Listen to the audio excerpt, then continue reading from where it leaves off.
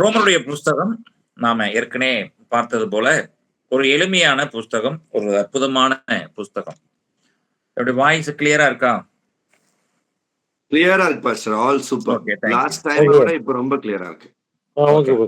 Okay okay ரொம்ப அருமையான ஒரு புஸ்தகம். நான் ரொம்ப விரும்பி படித்ததான ஒரு புஸ்தகம் அப்படின்னா, பவுல் இந்த புஸ்தகத்துல எல்லாவற்றுக்கும் அவர் ஒரு ஒரு பிரச்சனையை அவர் சொல்லி, அந்த பிரச்சனையுடைய விளைவு என்ன அப்படின்றத சொல்லி, அந்த பிரச்சனை எங்கிருந்து இருக்கு, அதனுடைய ஆரம்பம் என்ன, அதனுடைய முடிவு என்ன, பின்பாக அதில் இருந்து நாம் வெளியே வருவதற்கு விடுதலையையும் பவுல் எழுதக்கூடியவர் என்பதை பார்ப்போம். ஏன்னா பவுல் நாம் ஏற்கனவே படித்தது போல கமாலியலின் பாதத்திலே படித்தவர். கமாலியலுடைய பாதத்துல எல்லாரும் படித்துக் கொள்ள முடியாது. ஒரு 5 பேர் அவ்வளவுதான் கமாலுடைய பாதத்திலே தங்கி படிக்க முடியும். சோ பவுலுக்கு அந்த வாய்ப்பு கிடைத்தது. சிலர் சொல்லுவது போல பவுல் ரொம்ப ஒரு வெல்தி, ரொம்ப வசதி படைத்தவர், பெயர் பெற்றவர். எல்லாவற்றுக்கும் மேலாக அவர் கமாலியலுக்கு சொந்தக்காரராக இருந்திருக்க முடியும் என்று சொல்கிறார்கள். எனவே பவுல் நியாயப்பிரமாணத்தை எல்லாம் நன்றாக அறிந்தவர். நியாயப்பிரமாணத்தை மிக நன்றாக அறிந்தவர். அதன்படி வாழ வேண்டும் என்று சொல்லி அதற்காக பக்தி வைராக்கியம் பாராட்டியவர் என்பதை நாம் நன்றாக அறிவோம். எனவே பவுல் இந்த ரோமர் புஸ்தகத்தை மிக தெளிவாக நேர்த்தியாக அவர் எழுதுகிறதை நம்ம பார்க்க முடியும். கடந்த வகுப்புல சில காரியத்தை நாம கொஞ்சம் பின்னோக்கி பார்த்து முன்பாக நம்ம செல்வது நன்றாக இருக்கும். 1ஆம் அதிகாரத்துல பிரஜாதி மக்களுடைய பாவங்களை தெளிவாக எழுதுகிறார். அதை படிக்கும் ஒரு மனிதன் என்னிடத்தில் இந்த பாவம் இல்லை என்று சொல்லிவிட முடியாது. 2ஆம் அதிகாரத்திலே யூதர்களுடைய பாவத்தை மிக தெளிவாக சொல்லுகிறதை பார்க்க முடியும். 3ஆம் அதிகாரத்திலே பாவத்தினுடைய காரியம், பாவம் எல்லோரும் பாவம் செய்து தேவ மகிமையற்றவர்களானார்கள் என்கிற காரியத்தை சொல்லுகிறதை பார்க்க முடியும். 4ஆம் அதிகாரத்திலே பாவத்திலிருந்து விடுதலை அடைவதற்கு நமக்கு என்ன தேவை என்பதை காண்பிக்கும் பொருட்டாக 75 வயது வரைக்கும் புரஜாதியராகவும் பின்பு அவன் தேவனுடைய பிள்ளையாக மாறியதான ஆபிரகாம் வாழ்க்கையை இந்த புரஜாதி மக்களுக்கும் யூத மக்களுக்கும் இடையே ஆபிரகாமை நிறுத்தி விசுவாசத்தை அங்கே கொண்டு வந்து காண்பித்து விசுவாசத்தின் மூலமே ரட்சிப்பு என்பதை சொல்லுகிறதை பார்க்க முடியும். 5ஆம் அதிகாரத்துல 2 ஆதாம், ஒரு ஆதாம் பூமியில் இருந்து வந்தவர், 2வது ஆதாம் வானத்திலிருந்து இறங்கி வந்தவர். நாம் நம்முடைய விசுவாசத்தை 2ஆம் ஆதாம் ஆகிய இயேசு மேல் வைக்கும் பொழுது ரட்சிப்பு என்பதை அவர் எழுதுகிறதை பார்க்க முடியும். 6ஆம் அதிகாரத்துல நாம் பாவத்தில் நிலைத்திருக்க கூடுமோ என்கிற காரியத்தை 1ஆம் அதிகாரத்தை தொடர்பு படுத்தி 6ஆம் அதிகாரத்தை எழுதுகிறார். 2ஆம் அதிகாரத்தை தொடர்பு படுத்தி 7ஆம் அதிகாரத்தை எழுதுகிறார். இப்போ 1ஆம் அதிகாரம் பிரஜாதி மக்களுடைய பாவமும் அதிலிருந்து விடுதலை என்கிற காரியத்தை 6ஆம் அதிகாரத்திலேயும், 2ஆம் அதிகாரம் யூதர்களுடைய பாவத்தை சொல்லி 7ஆம் அதிகாரத்திலே நியாயப்பிரமாணத்திலிருந்து விடுதலை என்பதையும் காண்பித்து, 8ஆம் அதிகாரத்திலே பிரஜாதி மக்களாக இருந்தாலும் யூதர்களாக இருந்தாலும் தேவனுடைய ஆவியினாலே நடத்தப்படும் பொழுது மாத்திரமே நமக்கு நித்திய ஜீவன் என்பதையும், பரிசுத்த ஆவியானவராலே முழுவதுமாக முற்றிலுமாக நடத்தப்பட வேண்டும் என்பதற்காக பரிசுத்த ஆவியானவரை குறித்ததான காரியத்தை 8ஆம் அதிகாரத்துல நீளமாக தெளிவாக விளக்கமாக எழுதுகிறதை பார்க்க முடியும். அப்போ இந்த சீக்வன்ஸ், இந்த அடிப்படையில நீங்கள் படிக்கும் பொழுது அந்த புஸ்தகம் மிக எளிதாக, ஒரு யோவான் சுவிசேஷத்தை படிக்கும் பொழுது நமக்கு எப்படி விளக்கங்கள் விளங்கி கொள்ளுகிறோமோ அது போல இந்த ரோமர் புஸ்தகத்தினுடைய பின்னணியத்தை நாம் அறிந்து கொண்டோமானால் அதை படிப்பதற்கு மிக எளிதாக இருக்கும். சரி, நியாயப்பிரமாணம் என்பதை நாம் பார்த்தோம். நியாயப்பிரமாணம் என்ன செய்யும்னா ஒரு இண்டிகேஷன். நியாயப்பிரமாணம் ஒரு கண்ணாடியை போன்றது. நம்முடைய பாவத்தை, நம்முடைய முகத்தை எப்படி கண்ணாடியில் பார்க்கிறோமோ அது போல நியாயப்பிரமாணம் பாவம் என்ன என்பதை அடையாளப்படுத்துமே தவிர மாறாக நியாயப்பிரமாணம் மனிதன் பாவம் செய்யக்கூடாதபடி அதால் தடுக்க முடியாது. ஆண்டவருக்கு ஸ்தோத்திரம். நம்ம சிக்னல் நிற்கும் பொழுது பச்சை விளக்கு எரிகிறது, மஞ்சள் விளக்கு எரிகிறது, சிகப்பு விளக்கு எரிகிறது. சிகப்பு என்றால் நின்று விடுகிறோம், மஞ்சள் என்றால் நாம் எச்சரிக்கையாக நிற்க வேண்டும் அல்லது ஆயத்தப்பட வேண்டும் என்று சொல்லுகிறதை பார்க்கிறோம். பச்சை விளக்கு எரிகிற பொழுது நகர்ந்து கொள்கிறோம். அது போல இந்த நியாயப்பிரமாணம் என்ன செய்யும் என்றால், நீ நியாயப்பிரமாணத்தை கை கொள்ளுகிற பொழுது பச்சை என்ற நிலைமையிலே, பசுமை என்ற நிலைமையிலே ஆசீர்வாதம் என்று சொல்லும். ஆஹ் நீ தவறு செய்கிற பொழுது ஒரு சிகப்பு விளக்கை அது காண்பித்து நீ பாவம் செய்கிறாய் என்று அதால சொல்ல முடியும். வேற எந்த ஒரு காரியத்தையும் நியாயப்பிரமாணத்தால் மனிதருக்கு செய்துவிட முடியாது என்பதை பார்க்கிறோம். எனவே பழைய ஏற்பாட்டில் இருக்கக்கூடியதான பரிசுத்தவான்கள் நியாயப்பிரமாணத்தை கை கொள்ள வேண்டும் என்கிற காரியத்திலே உறுதியாக இருந்ததை பார்க்க முடிகிறது. பழைய ஏற்பாட்டிலே பாவங்கள் மூடப்பட்டது. ஆனால் புதிய ஏற்பாட்டிலே பாவங்கள் மனிதனுடைய இருதயத்தில் இருக்கக்கூடிய வேறாகிய பாவத்தை வேரோடு பிடுங்கி எறியக்கூடியதாக அல்லது முழுவதுமாக பாவத்தை மன்னித்து கழுவி நிறுத்துவதாக நாம் பார்க்கிறோம். அதுதான் ரெண்டுக்கும் வித்தியாசம். நம்ம மறுபடியும் அதை பார்க்கிற பொழுது அந்த காரியத்தை விளக்குகிறது. அப்ப நியாயப்பிரமாணத்தை நாம் கை கொள்ள வேண்டாமா அப்படின்னா, நியாயப்பிரமாணத்தை நாம் நம்முடைய பலத்தினால் கை கொள்ள முடியாது என்பதை அறிகிறோம். எனவே நியாயப்பிரமாணத்தை முழுமையாக கை கொண்ட இயேசுவை நம்முடைய இருதயத்தில் ஏற்றுக்கொள்ளுகிற பொழுது நாம் நியாயப்பிரமாணத்தை நிறைவேற்றக்கூடியவர்களாகவும் இருக்கிறோம் என்பதை பார்க்கிறோம். இன்னொரு காரியம், இந்த எபியோனிசம் ஒரு குரூப் இருந்தாங்க. சபை சரித்திரத்திலே வருகிற காலங்களில் நீங்க படிப்பீங்க. எபியோனிசம் அவங்க என்ன சொல்றாங்கன்னா, இது 2ஆம் நூற்றாண்டிலே தோன்றினதான ஒரு துருபதேசம். இந்த எபியோனிசம் மக்கள் என்ன சொல்றாங்கன்னா, இயேசுவை ஏற்றுக்கொள்ளுகிறீர்கள், ஆனாலும் மோசேயுடைய நியாயப்பிரமாணத்தை கை கொள்ளாமல் உங்களுக்கு பூர்ண ரட்சிப்பு இல்லை என்கிற காரியத்தை அவர்கள் சபைகள் தோறும் விலக்கி கொண்டிருந்தார்கள். அப்பொழுதுதான் இந்த காரியத்திற்கு எதிராக நம்ம பார்த்தோம் அப்படின்னா, இந்த எபிஸ்டல் ஆஃப் பர்னபாஸ், இந்த அப்போஸ்தலர் பிதா என்ன சொல்ற வர்றாருன்னா, மோசேயுடைய நியாயப்பிரமாணம் தேவனுடைய மரணத்தோடு கூட முடிவடைந்தது என்று சொல்லுகிறார். The Mosaic law entered with the death of Jesus ன்னு சொல்றாங்க. சோ மோசேயுடைய நியாயப்பிரமாணம் தேவனாகிய இயேசுடைய மரணத்தோடு கூட அது முடிந்தது என்பதை அங்கே சொல்லுகிறதை பார்க்கிறோம். யாருன்னா the epistle of Barnabas அப்படிங்கிறவர் சொல்றார். பர்னபாஸ்னா பவுலோடு கூட ஊழியத்திற்கு போன அந்த பர்னபாஸ்ல இவர் அப்போஸ்தலர் பிதா என்பதை பார்க்கிறோம். சரி, அது பின் நாட்களிலே அதை நாம் கற்றுக்கொள்வோம். அப்போ நியாயப்பிரமாணம் என்கிற இந்த காரியம் அது ஒரு கண்ணாடியை போன்றது, ஒரு விளக்கை போன்று நமக்கு வெளிச்சத்தை காண்பிக்கக்கூடியதை ஒழிய மாறாக மனிதனை பாவத்திலிருந்து விடுவிக்கக்கூடியதான வல்லமை, அதிகாரம் நியாயப்பிரமாணத்திற்கு இல்லை என்பதை பார்க்கிறோம். சரி, இப்போ பொதுவா அந்த நியாயப்பிரமாணம் யூதர்களுக்கு கொடுக்கப்பட்டது என்பதை பார்க்கிறோம். ஆனா உலகத்தில் இருக்கிற எல்லாரும் ஒவ்வொரு விதமான காரியங்களை, தங்களுடைய உபதேசங்களை, தங்களுடைய பழமொழிகளை, தங்களுடைய இந்த பிலாசபி தத்துவங்களை வைத்திருக்கிறதை பார்க்கிறோம். இந்தியாவில் நிறைய நினைச்சா பிலாசபி தத்துவங்கள் இருக்கிறதை பார்க்க முடியும்.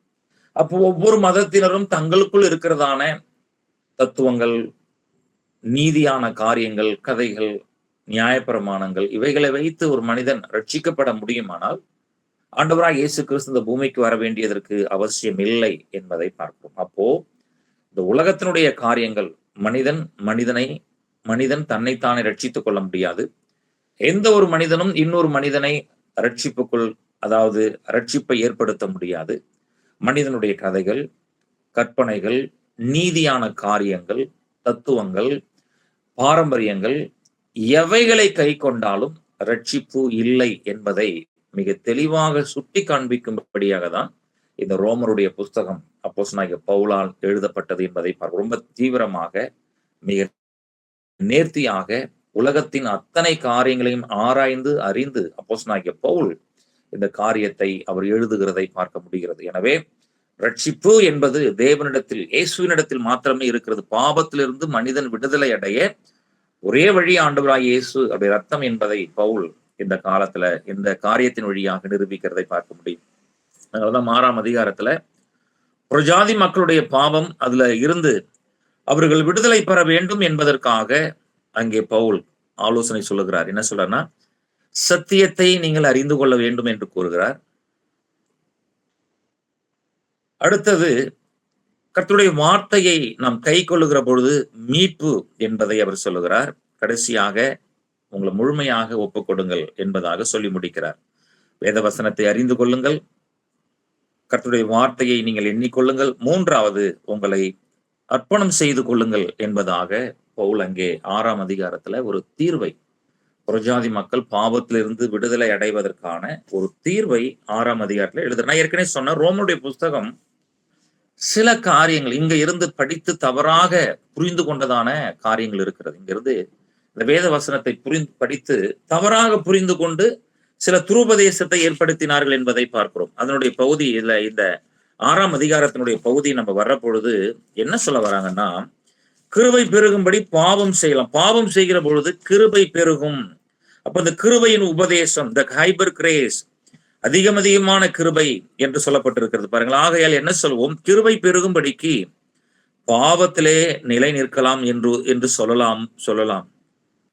சொல்லலாமோ, பாவத்திலே நிலைத்து நிற்கலாம் என்று சொல்லலாமோ என்பதை பார்க்கிறோம். அப்போ இந்த இடத்துல இதை புரிந்து கொண்டவர்கள் வித்தியாசமாக அதை மொழிபெயர்ப்பதை அல்லது வித்தியாசமான ஒரு உபதேசத்தை இதன் வழியே கொண்டு வராங்க. என்ன சொல்றாங்கன்னா, ஹைபர் கிரேஸ், இன்னைக்கு உலகத்துல ரொம்ப வேகமாக பரவி கொண்டிருக்கிறதான ஹைபர் கிரேஸ் அப்படின்னா அதிகமான கிருபை.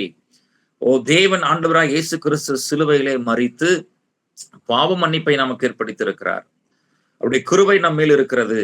அதாவது என்ன சொல்ல வர்றாங்கன்னா, நேற்றைக்கு செய்த பாவத்திற்கும் இன்றைக்கு நான் செய்து கொண்டிருக்கிற பாவத்திற்கும் நாளை நான் செய்ய போகிற பாவத்திற்கும் இயேசு கிறிஸ்துவின் ரத்தம் கிரயமாக செலுத்தப்பட்டிருக்கிறது. அந்த கிரயம் தேவனுடைய கிருபையினாலே எனக்குள் கிரியை செய்து என் பாவங்களை மன்னிக்கும் அப்படின்னு சொல்றாங்க. இது எங்க இழுத்துட்டு போகுது அப்படின்னா, நாம் துணிகரமாக பாவம் செய்து விடலாம் என்கிற நிலைமைக்குள் கொண்டு போகிறது. இந்த ஹைபர் கிரேஸ் வேற என்ன சொல்லுதுன்னா, நாம பாடுகள் அனுபவிக்க வேண்டிய அவசியம் இல்லை. இந்த ஹைபர் கிரேஸ் என்ன சொல்லுதுன்னா, நாம் ஜெபிக்க வேண்டிய அவசியம் இல்லை. இந்த ஹைபர் கிரேஸ் என்ன சொல்லுதுன்னா, நாம் பாவங்களை செய்து கொள்ளலாம், இதனுடைய கிருபை நம்மை தாங்கும் என்று சொல்லி இந்த வேத வசனத்தை தவறாக புரிந்து கொண்டவர்கள் ஹைபர் கிரேஸ், அதிகமான தேவ கிருபை என்று சொல்லுகிறதை பார்க்கிறோம். ஒரு காரியத்தை நாம் அறிந்து கொள்ள வேண்டும். பொதுவாக மோட்டார் வாகனத்திலே வாகனத்தை இயக்கி நாம் ஓட்டி காண்பிக்கும் பொழுது நமக்கு லைசன்ஸ் அவங்க கொடுக்குறாங்க. அந்த லைசன்ஸை வாங்கி கொண்டு நாம் வாகனத்தை சாலையிலே சரியாக இயக்குவதற்காக தான் நமக்கு லைசன்ஸ் கொடுக்கப்படுகிறதே ஒழிய, லைசன்ஸ் கொடுத்துட்டாங்கன்னு விபத்துக்களை ஏற்படுத்துவதற்காக லைசன்ஸ் கொடுக்கப்படவில்லை. அப்போ ரட்சிப்பு, கிருபை, இதெல்லாம் தேவன் நமக்கு கொடுத்திருக்கிறதான காரியம் நாம் மறுபடியும் பாவம் செய்து கிருபையிலே வாழ்ந்து விடலாம் என்பதற்காக அல்ல. அதை புரிந்து கொள்ள வேண்டும்.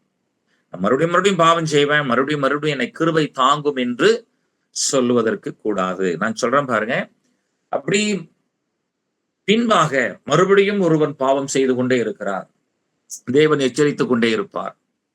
தேவன் கிருபையை விட்டு விலக்குவது இல்லை, கிருபை கொடுத்து கொண்டே இருக்கிறார். மனிதன் பாவம் செய்கிற பொழுது கிருபை. ஆனால் ஒரு நேரம் வருகிற பொழுது அந்த மனிதன் தனித்து விடப்படுவான். சிம்சோனை போல அவருடைய கண்கள் பிடுங்கப்படும், அவருடைய தலை முடியானது சவரகன் செய்யப்படும், பலத்தை இழந்து போவான். மறுபடியும் மனம் திரும்புகிற பொழுது தேவன் ரட்சிப்பை மறுபடியும் கொடுக்கிறதை பார்க்கணும். நியாயாதிபதிகள் புஸ்தகத்துல இதை வாசிக்கிறோம். என்ன சொல்ல வரேன்னா, அந்த ரட்சிப்பை கனமாக மேன்மையாக எண்ணி நாம் அதிலே வளர வேண்டும் என்பதை தான் தேவன் விரும்புகிறார். ரட்சிப்பை பெற்ற பின்பாக மறுபடியும் நான் துணிகரமாக நான் பாவம் செய்கிறேன் என்று சொல்லுகிற பொழுது சிக்ஷை ரொம்ப பெருசா இருக்கும். அதை என்னுடைய பாணியில நான் சொல்லுவேன் அப்படின்னா, மனிதனுடைய சரீரத்தில் இருக்க மனிதன் பாவம் செய்து ரட்சிக்கப்பட்ட பின்பாக துணிகரமாக பாவம் செய்து அவன் மோட்சத்தை அடைய வேண்டும் என்று சொல்லி கடைசி நேரத்தில் அழுகிற பொழுது தேவன் என்ன செய்வார் என்றால், நான் என்னுடைய பாணியில சொல்லுவேன், மனிதனுடைய ஒவ்வொரு எலும்பையும் உருவி துடைத்து மறுபடியும் அதே இடத்துல சொருகுவார். அது பார்த்துக்குங்க சரியா. மறுபடியும் மனிதனுடைய எலும்பை ஒன்னொன்னா எடுத்து அதை மறுபடியும் துடைத்து மறுபடியும் உள்ள என்ன செய்வார்னா மனிதனுடைய சரீரத்துக்குள் அந்த இடத்துல ஃபிட் பண்ணுவாரு. அப்படி எப்படி இருக்குன்னு பார்த்துக்குங்க. ஏன்னா அது ரொம்ப கடினமான காரியம். மனிதனுடைய சிக்ஷைக்கிற அந்த சிக்ஷையினுடைய இது வந்து ரொம்ப பயங்கரமா இருக்கும். சிம்சோனை ஆண்டவர் சும்மா விட்டுடல, கண்களை பிடுங்கி மொட்டை அடித்து மாவரைக்க வைத்து அவனை படாத பாடு. அது அந்த நிலைமைக்குள் ஒரு பொழுதும் ரட்சிக்கப்பட்டதான தேவனுடைய பிள்ளைகள், சபைகள், ஊழியர்கள் யாரும் அந்த எல்லைக்குள் போக வேண்டிய அவசியம் இல்லை. அதற்காக கிருபை நமக்கு கொடுக்கப்படவில்லை. அப்போஸ்தலனாகிய பவுல் இந்த கிருபையை பற்றி எழுதும் பொழுது எதை சொல்லுகிறார் என்றால், பாடு அனுபவிப்பதற்காக பாடு ஊழியங்களை நிறைவேற்றுவதற்காக தேவ கிருபை என கொடுக்கப்பட்டிருக்கிறது. பாடு அனுபவிப்பதற்காக, தேவனுடைய சித்தத்தை நிறைவேற்றுவதற்காக கிருபை நல்ல நல்ல காரியத்திற்காக கொடுக்கப்பட்டிருக்கிறது. அதான் பவுல் சொல்றாரு, என் கிருபை உனக்கு போதும் என்று ஆண்டு சொன்னதான காரியம் பவுலுடைய வாழ்க்கையை வைத்து தேவன் கட்ட வேண்டிய ஊழியத்தை கட்டி எழுப்புவதற்காக, ஊழியத்திற்காக கிருபை கொடுக்கப்பட்டிருக்கிறதே ஒழிய பாவம் செய்வதற்காக கிருபை கொடுக்கப்படவில்லை என்பதை பவுல் தெளிவாக அந்த பகுதியிலே அவர் எழுதுகிறதை பார்க்கிறோம். அப்பதான் இந்த 6ஆம் அதிகாரத்துல அவர் சொல்லிக்கொண்டே வருகிறார். அந்த பகுதியை வாசித்தோமானால், ஆகையால் நீங்கள் சரீர இச்சைகளின் பாவத்திற்கு கீழ்ப்படியத்தக்கதாக சாவுக்கு ஏதுவான உங்கள் சரீரத்தின் பாவம் ஆளாதிருப்பதாக அந்த பகுதியிலே சொல்லிட்டே வராரு. என்ன சொல்ல வர்றாருன்னா, ஒரு தடவை நீ பாவத்துக்கு மரித்தாயானால் மறுபடியும் அதிலே நீ பிழைப்பது எப்படி என்பதாக அவர் சொல்லுகிறதை பார்க்கணும். நம்ம ஏற்கனவே பார்த்திருக்கிறோம், பாவம் அப்படின்னாலே என்ன அப்படின்னா, தியாலஜி என்ன சொல்ல, மிஸ்ஸிங் த மார்க் அப்படின்னு சொல்லி இடத்தை விட்டு. ரெண்டாவது என்ன படிச்சோம் கேட்டிருக்கேன்னா, நம்மை நாமே ஆளுகை செய்வது, நமக்கு நாமே கடவுளாக மாறிக்கொள்வது, அதான் பாவம். அந்த நன்மை தீமை அறியத்தக்க கனியினுடைய காரியம் என்னன்னா, நீயே கடவுள், அதான் அந்த எல்லைக்கு கொண்டு போகிறது. எனக்கு நானே கடவுள், எனக்கு ஞானி, எனக்கு நானே நீதிமான், எனக்குள் எல்லாம் இருக்கிறது என்ற நிலைமையில அந்த மனிதனை அந்த எல்லைக்குள் வைத்து அவனை விலகினப்படுத்துவதற்கு செய்யப்படுகிறது நட்சத்திரத்துடைய சூழ்ச்சியாக நாம் அதை பார்க்கிறோம். அப்போ 6ஆம் அதிகாரத்துல பவுல் இந்த காரியத்தை சொல்லிக்கொண்டே வருகிறார். என்னன்னா, பழைய வாழ்க்கைக்கு மரித்த நாம் இனி அவைகளிலே பிழைக்க தேவன் நமக்கு அனுமதி கொடுப்பதில்லை. அதுதான் அவர் என்ன சொல்றாருன்னா, இயேசுவும் மரித்து பாவத்திற்கு என்று ஒரே தரம் மரித்தார், அவர் பிழைத்திருக்கிறது தேவனுக்கு என்று பிழைத்திருக்கிறார். இயேசுவும் நமக்காக அவர் மரித்து பிதாவுக்காக ஞானஸ்தானத்தின் மூலமாக இந்த காரியத்தை உணர்த்தக்கூடிய காரியம் என்னவென்றால், அவரை போல நாமும் மரித்து நீதிக்கு பிழைக்க வேண்டும் என்கிற காரியத்தை 6ஆம் அதிகாரத்துல நீங்க வாசித்தீங்கன்னா உங்களுக்கு புரியும். 7ஆம் அதிகாரம் ஏன்னா நம்ம கலாத்தியர் நிருபத்திற்கும் கடந்து செல்ல வேண்டி இருக்கிறது. 7ஆம் அதிகாரம் நியாயப்பிரமாணத்திலிருந்து விடுதலை, 6ஆம் அதிகாரம் பாவத்திலிருந்து விடுதலை, 7ஆம் அதிகாரம் நியாயப்பிரமாணத்திலிருந்து விடுதலை, 8ஆம் அதிகாரம் பாவத்திலிருந்தும் நியாயப்பிரமாணத்திலிருந்து விடுதலை பெற்ற நாம் பரிசுத்த ஆவியானவராலே நடத்தப்படுதல் என்கிற காரியத்தை 8ஆம் அதிகாரத்துல தீர்வாக வைக்கிறார். அப்போ 7ஆம் அதிகாரத்துல அவர் என்ன சொல்ல வர்றார் அப்படின்னா, நியாயப்பிரமாணம் கொடுக்கப்பட்டது. நியாயப்பிரமாணத்தை இஸ்ரவேல் ஜனங்களுக்கு ஆண்டவர் எழுதி கொடுத்தாலும் இந்த நியாயப்பிரமாணத்தை வைத்து அவர்கள் நன்மை செய்து விடவில்லை என்பதை பார்க்கிறோம். அதுதான் அவங்க சொல்றாங்க, நியாயப்பிரமாணத்தை இவ்வளவு காரியங்களை நான் உங்களுக்கு எழுதி கொடுத்தேன், மேன்மையான காரியங்களை நான் உங்களுக்கு எழுதி கொடுத்தேன். கடவுள் தன்னையே அவர் உலகத்துல அவருடைய காரியத்தை, அவருடைய பிரமாணங்களை, அவருடைய காரியங்களை அவர்களுக்கு அவர் எழுதி கொடுத்ததை நம்ம பார்க்க முடியும். இதனுடைய காரியம் என்னன்னா, பொதுவாக இஸ்ரவேல் ஜனங்களை தேவன் தெரிந்து கொண்டு அவர்களுக்கு தன்னுடைய நியாயப்பிரமாணத்தை தேவன் கொடுத்த நோக்கமே அவர் மூலமாக சுற்றுள்ள பிரஜாதி மக்களும் அந்த காரியத்தை அறிந்து மனம் திரும்புவதற்காக. அதெல்லாம் நம்ம 8, 9ஆம் அதிகாரத்துல நம்ம வாசிக்க முடியும். அப்போ நியாயப்பிரமாணத்திலிருந்து விடுதலை என்கிற காரியத்தை தான் 7ஆம் அதிகாரத்துல அப்போஸ்தலனாகிய பவுல் தன்னுடைய ஜனங்களுக்காக, யூதர்களுக்காக சொல்லுகிறதை பார்க்கக்கூடியதான ஒரு காரியம். 6ஆம் அதிகாரம் புறஜாதி மக்கள் பாவத்திலிருந்து விடுதலை, 7ஆம் அதிகாரம் நியாயப்பிரமாணத்தை அறிந்ததான யூதர்கள் பெற்றுக்கொள்ளுகிறதான விடுதலை என்கிற காரியத்தை 7ஆம் அதிகாரத்துல வைக்கிறத பார்க்கிறோம். அந்த வசனங்களை வாசிக்கும் பொழுது நாம் அதை புரிந்து கொள்ள முடியும். நியாயப்பிரமாணத்தை அறிந்திருக்கிறவர்களுடனே பேசுகிறேன் சகோதரரே, ஒரு மனுஷன் உயிரோடு இருக்கும் அளவும் நியாயப்பிரமாணம் ஆளுகிறது என்று அறியாமல் இருக்கிறீர்களா? அப்போ அந்த நியாயப்பிரமாணத்தினுடைய காரியத்தை கணவன் மனைவியோடு, புருஷன் மனைவியோடு என்கிற நிலைமையிலே அப்போஸ்தலனாகிய பவுல் அதை எழுதி அதிலிருந்து விடுதலை அடைவதற்கு அவர் சொல்லக்கூடியதான வழிமுறைகளை நாம் அதிலே பார்க்க முடிகிறது. அப்ப நியாயப்பிரமாணம் மறுபடியும் அதே தான் சொல்லுகிறேன். நியாயப்பிரமாணத்தின்படி நியாயப்பிரமாணத்தினாலே விடுதலை இல்லை. நியாயப்பிரமாணம் நம்மை பாவத்திலிருந்து விடுதலையாக்க முடியாது என்கிற காரியத்தை யூதர்களுக்கு சொல்லுகிறதை நம்ம என்ன செய்யறோம் பார்க்க முடியும். அதனாலதான் அங்கே பவுல் என்ன சொல்றாருன்னா, அந்த கடைசியா சொல்றாரு 35ஆம் வசனம், என்ன எப்படி எனில் நான் செய்கிறது எனக்கே சம்மதி இல்லை. 7ஆம் அதிகாரம் 15ஆம் வசனம். 7ஆம் அதிகாரம் 15. எப்படி எனில் நான் செய்கிறது எனக்கே சம்மதி இல்லை. நான் விரும்புகிறதை செய்யாமல் நான் வெறுக்கிறதையே செய்கிறேன். இப்படி நான் விரும்புகிறதை விரும்பாததை செய்கிறவனாய் இருக்க நியாயப்பிரமாணம் நல்லதென்று ஒத்துக்கொள்கிறேனோ? ஆதலால் நான் அல்ல, எனக்குள் வாசமாயிருக்கிற பாவமே அப்படி செய்கிறது.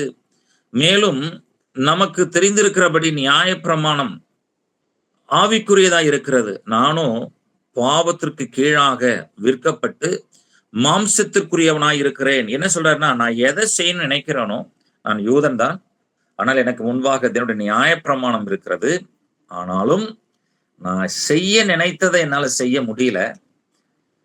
நான் செய்ய வேண்டாம் என்றதை நான் நினைக்கிறேன். காரணம், எனக்குள் இருக்கிற பாவம். நான் யூதனா, அவன் பிரஜாதிய மனுஷனா இருந்தாலும் பாவத்துக்கு அடிமையா இருக்கிறான். யூதனா இருந்தாலும் அவனும் பாவத்திற்கு அடிமைதான். உனக்கு முன்பாக நியாயப்பிரமாணம் இருக்கிறது, ஆனால் பாவத்திலிருந்து விடுதலையாக்க முடியவில்லை. நான் முடியல அப்படின்னு சொல். பவுல் தன்னுடைய அனுபவத்தையே சொல்லுகிறதை பார்க்கிறோம். பவுலை போல நியாயப்பிரமாணத்தை கை கொண்டவர்கள் ஒருவரும் இருக்க முடியாது. காரணம், அப்படி வைராக்கியம் பாராட்டின அந்த மனுஷனே சொல்றாரு, நியாயப்பிரமாணம் என்னை தப்புவிக்க அல்லது விடுதலையாக்க முடியல அப்படிங்கிற காரியத்தை 7ஆம் அதிகாரத்திலே சொல்லுகிறதை பார்க்கிறோம். ரைட். அப்போ ஏற்கனவே நம்ம பார்த்தோம் 6 பாவத்திலிருந்து விடுதலை, 7ஆம் அதிகாரம் நியாயப்பிரமாணத்திலிருந்து விடுதலை சொல்லுகிறதான பவுல் இங்க 2 பேரும் யார்கிட்ட வாங்கன்னா பரிசுத்த ஆவியானவர்கிட்ட வாங்க. பிரஜாதி மனுஷனா இருந்தாலும் பரிசுத்த ஆவியான்ட்ட வாப்பா, நீ யூதனா இருந்தாலும் பரிசுத்த ஆவியான்ட்ட வா. நீங்க 2 பேரும் பரிசுத்த ஆவியினாலே நிரப்பப்படும் பொழுதுதான் நீ அந்த விடுதலையை காத்துக்கொண்டு நீ ஆண்டவருக்காக வாழ முடியும் அப்படிங்கிற காரியத்தை, சத்தியத்தை 8ஆம் அதிகாரத்துல அவர் சொல்றாரு. அப்போ 8ஆம் அதிகாரத்துல மாம்சம் என்ன செய்யும், ஆவியானவர் என்ன செய்வாரு? அப்போ நாம என்ன செய்ய வேண்டும்? ஆவியானவருக்கு முழுமையாக கீழ்ப்படிந்து பரிசுத்த ஆவியானுடைய வழி நடத்துதலின்படி நடக்கணும். மாம்சத்தின் சிந்தை மரணம், ஆவியின் சிந்தையோ ஜீவனும் சமாதானமுமா இருக்கிறது. மாம்சத்திற்குட்பட்டவர்கள் தேவனுக்கு பிரியமாக இருக்க மாட்டார்கள். தேவனுடைய ஆவியினாலே நடத்தப்பட வேண்டும் என்பதை தீர்வாக சொல்லுகிறார். அப்ப இதுல இருந்து நாம கற்றுக்கொள்கிற காரியம் என்னன்னா, அப்போ ரட்சிக்கப்பட்டிருக்கிறோம், நாமும் பிரஜாதி மார்க்கத்திலிருந்து ரட்சிக்கப்பட்டிருக்கிறோம், கிறிஸ்துவர்களாக இருந்து நாம ரட்சிக்கப்பட்டிருக்கிறோம். கிறிஸ்துவர்கள் ரோமன் மத்த ஆண்டவரை அறிந்தும் ரோமன் கத்தோலிக்க பின்னணியத்துல இருந்து இப்படிப்பட்ட நிலைமையிலேயே ஆண்டவர் அறிந்திருக்கிறோம். யாராக இருந்தாலும் பரிசுத்த ஆவியினாலே நிரப்பப்பட வேண்டும். ரட்சிக்கப்பட்ட நாமும் என்ன செய்யணும்? இந்த 8ஆம் அதிகாரத்துல சொல்றாருன்னா, நான் ரட்சிக்கப்பட்டேன் என்று சொல்லுகிற நாம் இன்னைக்கு நாம் பரிசுத்தமாக்கப்படுதல் என்கிற காரியத்திற்கு பரிசுத்த ஆவியானவர் கீழாக வந்துதான் ஆக வேண்டும் என்று சொல்லுகிறார். நான் ரட்சிக்கப்பட்டிருக்கிறேன், உண்மைதான், நீதிமானாக்கப்பட்டது உண்மைதான். ஆனால் இன்றைக்கு நான் பரிசுத்த ஆவியினால் நடத்தப்படும் பொழுதுதான் நான் சுத்திகரிக்கப்பட முடியும் என்கிற சத்தியத்தை பரிசுத்த ஆவியானவர் மூலமாக பவுல் எழுதுகிறார். அப்போ நான் ரட்சிக்கப்பட்ட நமக்கும் இன்னைக்கும் நமக்கு ரட்சிப்பு தேவைப்படுகிறது. ஒவ்வொரு நாளும் ரட்சிப்பு தேவைப்படுது. அதனாலதான் பவுல் சொல்றாரு, நான் அனுதினமும் கிறிஸ்துவுக்குள் சாகிறேன், மரிக்கிறேன் என்பதாக சொல்லுகிறதை பார்க்கிறோம். அப்போ பரிசுத்த ஆவியானவருக்குள்ள ரட்சிக்கப்பட்ட நாம இருந்தாலும் நாம் தேவனுடைய ஆவியினாலே நடத்தப்பட வேண்டும் என்கிற சத்தியத்தை 8ஆம் அதிகாரத்துல ரொம்ப அற்புதமாக அதை காண்பிக்கிறதை பார்க்க முடியும். ரைட். அப்போ இதற்கு பின்பாக 9ஆம் அதிகாரத்துக்குள்ள வரும். அப்போ 1ல இருந்து 8 அதிகாரங்கள் வரைக்கும் தனி மனிதனுடைய ரட்சிப்பையும், 9 இருந்து 12 அதிகாரங்கள் இஸ்ரவேல் ஜனங்களுடைய ரட்சிப்பையும், 13ல இருந்து கடைசி அதிகாரம் வரைக்கும் 16ஆம் அதிகாரம் வரைக்கும் முழு உலகத்தினுடைய ரட்சிப்பை சொல்றாரு. இது அப்படி 3ஆ பிரிங்க. 1ல இருந்து 8 அதிகாரங்கள் தனி மனிதனுடைய ரட்சிப்பை பத்தி பேசுகிற பவுல், 9ல இருந்து 11 அதிகாரங்கள் 9ல இருந்து 12 அதிகாரங்கள் 9ல இருந்து 12 அதிகாரங்கள் இஸ்ரவேலுடைய ஜனங்களுடைய ரட்சிப்பு, ஒரு தனி மனிதன் ரட்சிப்பு, ஒரு தேசத்தின் ரட்சிப்பு. 3வது 13ல இருந்து 16ஆம் அதிகாரம் வரைக்கும் முழு உலகத்தின் ரட்சிப்பு.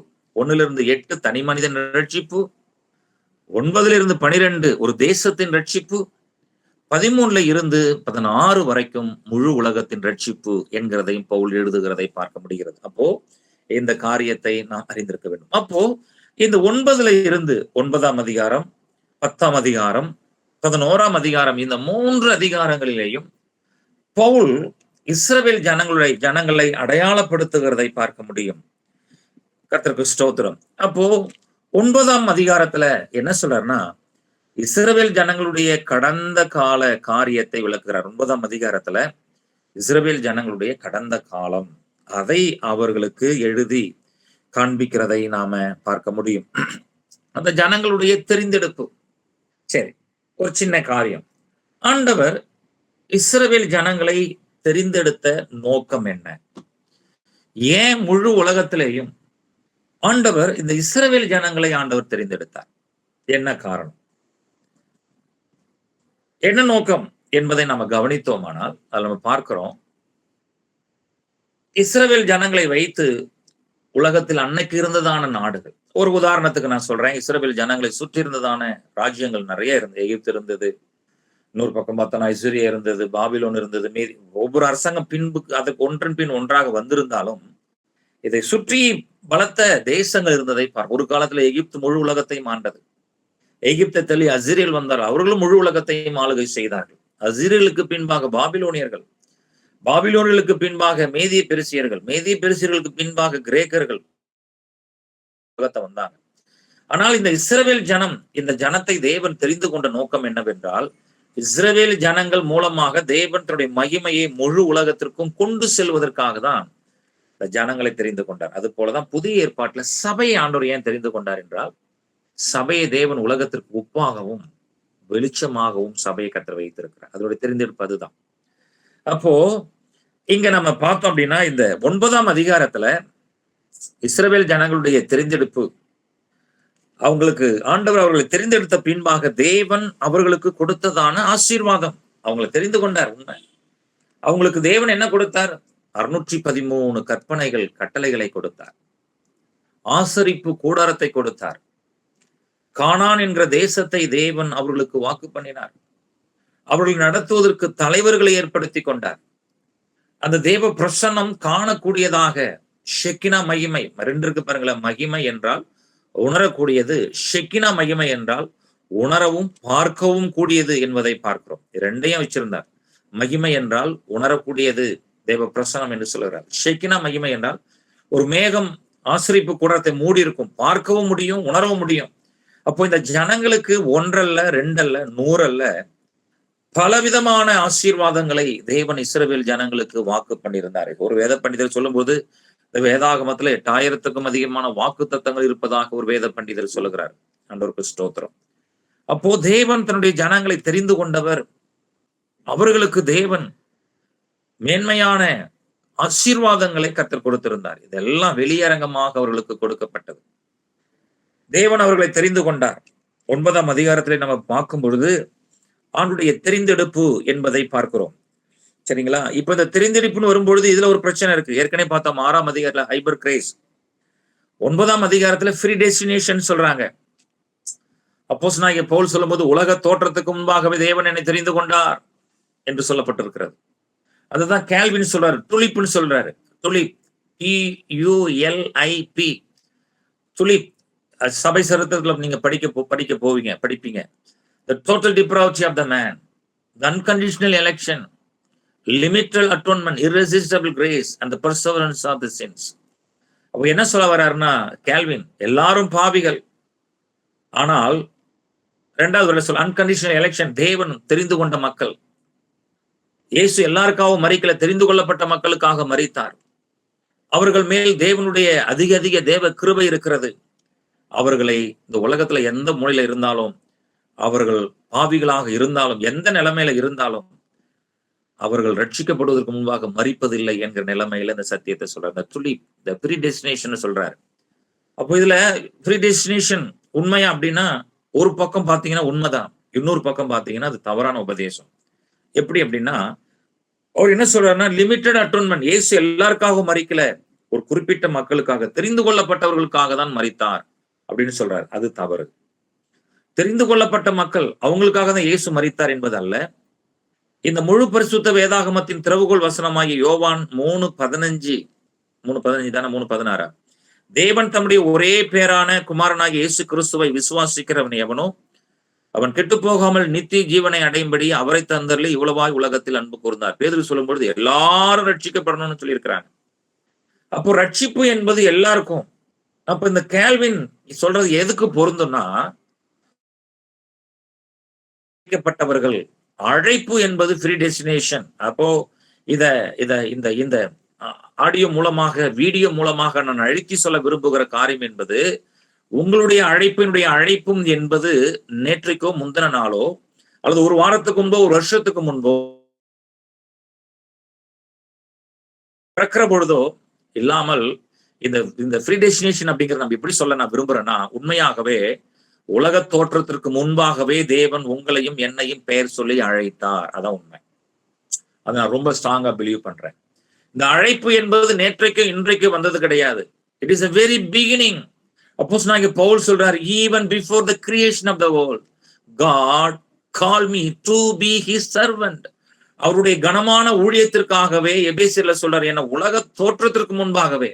நான் ஏற்கனவே சொன்னேன், ஆதியாகமம் 1 இருந்து 11 அதிகாரம் 2000 வருஷத்தை ரெக்கார்டையும், ஆதியாகமம் 12 இருந்து மல்கியா வரைக்கும் அதுவும் 2000 வருஷத்து ரெக்கார்டு, 4000 வருஷத்து ரெக்கார்டு அதுக்குள்ள இருக்கு. ஆனா பவுல் இன்னும் ஒரு படி மேல போய் சொல்றாரு, இந்த உலகம் ஆண்டவர் உருவாக்குவதற்கு முன்பாகவே என்னை ஊழியத்திற்கு என்று அழைத்தார். அப்போ ஒரு பெரிய அழைப்பு, ஒரு பெரிய அழைப்பு, ஒரு பெரிய அழைப்பு கர்த்தர் உங்க மேல என் மேல வச்சிருக்கிறார்.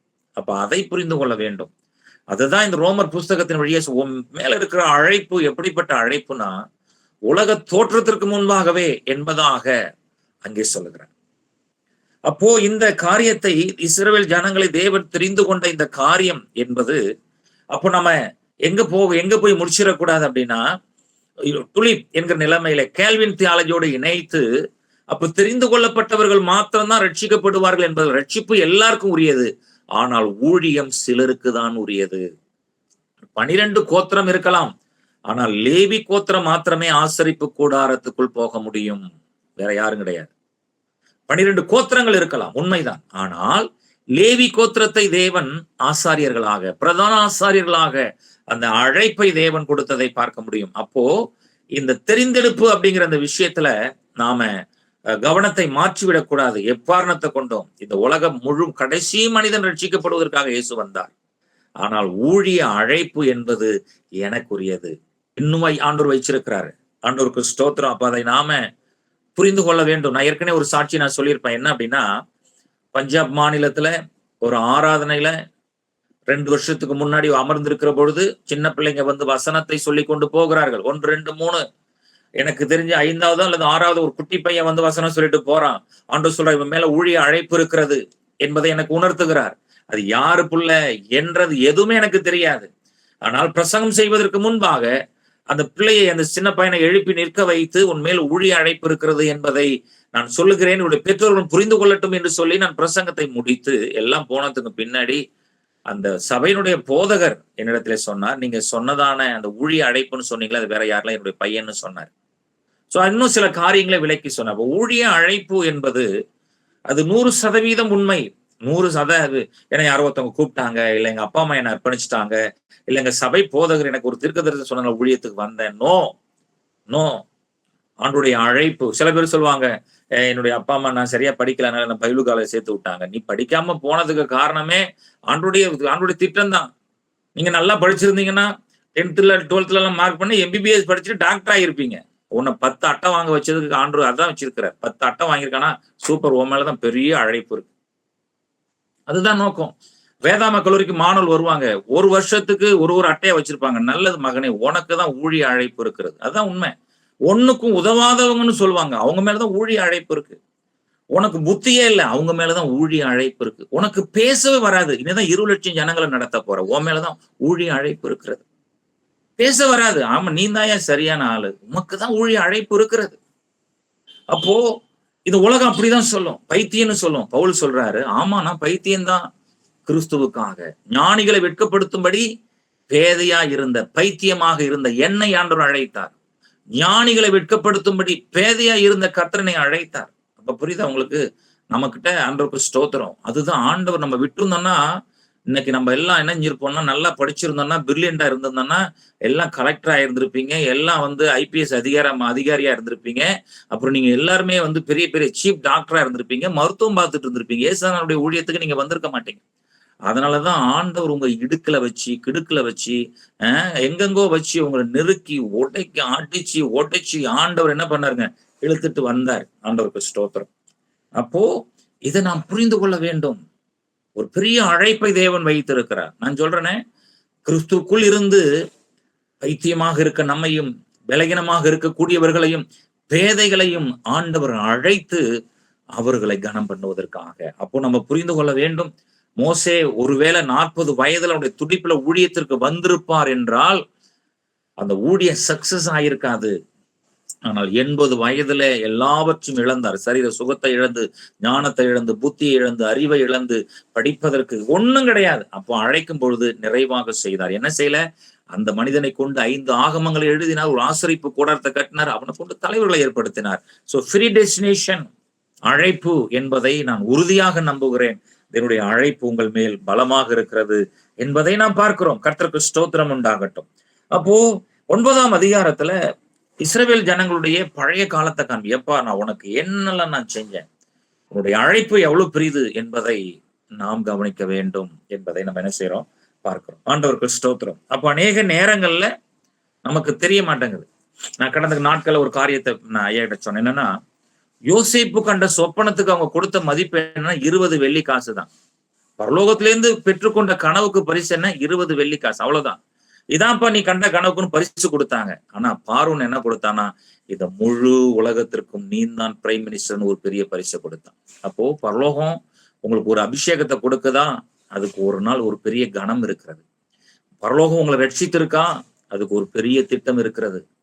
பரலோகம் உங்களை அழைச்சிருக்கா? உங்களுக்கு பின்னாடி ஒரு பெரிய ரகசியம், மிகப்பெரிய ரகசியம், மிகப்பெரிய திட்டம், மிகப்பெரிய ஊழியம், மிகப்பெரிய காரியத்தை கர்த்தர் வச்சிருக்கிறாரு. அப்ப அதை புரிந்து கொள்ள கர்த்தர் உதவி செய்வாராக. 9ஆம் அதிகாரத்துல அழைப்பை சொல்லுகிற ஆண்டவர் 10ஆம் அதிகாரத்துல இந்த பவுல் கூப்பிடுறான். அப்பா வா வா வா, ரட்சிப்புக்கு வா அப்படின்னு கூப்பிடுறாரு. என்ன சொல்றாரு பாருங்க, என்ன சொல்றாரு பாருங்க. அந்த ரட்சிப்பை குறித்து அவர் சொல்லுகிற பொழுது, 10ஆம் அதிகாரத்துல சொல்லுகிற பொழுது ரட்சிப்பு எங்க இருக்குன்னு அவர் சொல்லி முடிக்கிறார். 10ஆம் அதிகாரத்துல வாசித்தோமானால் 8ஆம் வசனம் சொல்ல, இந்த வார்த்தை உனக்கு சவிமாய் உன் வாயிலும் உன் இருதயத்திலும் இருக்கிறது என்று சொல்லுகிறது என்றும் சொல்லுகிறது. இந்த வார்த்தையை நாங்கள் பிரசங்கிக்கிற விசுவாசத்தின் வார்த்தையே. அப்போ அடுத்து சொல்றாரு 10ஆம் வசனத்துல, நீதி உண்டாக இருதயத்துல விசுவாசிக்கப்படும், ரட்சிப்புக்கு உண்டாக வாயினாலே அறிக்கை பண்ணப்படும். என்ன சொல்றாருன்னா, ரட்சிப்பு எங்கப்பா இருக்கு? ஒரு காலகட்டத்துல ஒரு 10 வருஷத்திற்கு முன்பாக நான் அதிகமாக இந்த ரேடியோ நியூஸை கேட்டது உண்டு.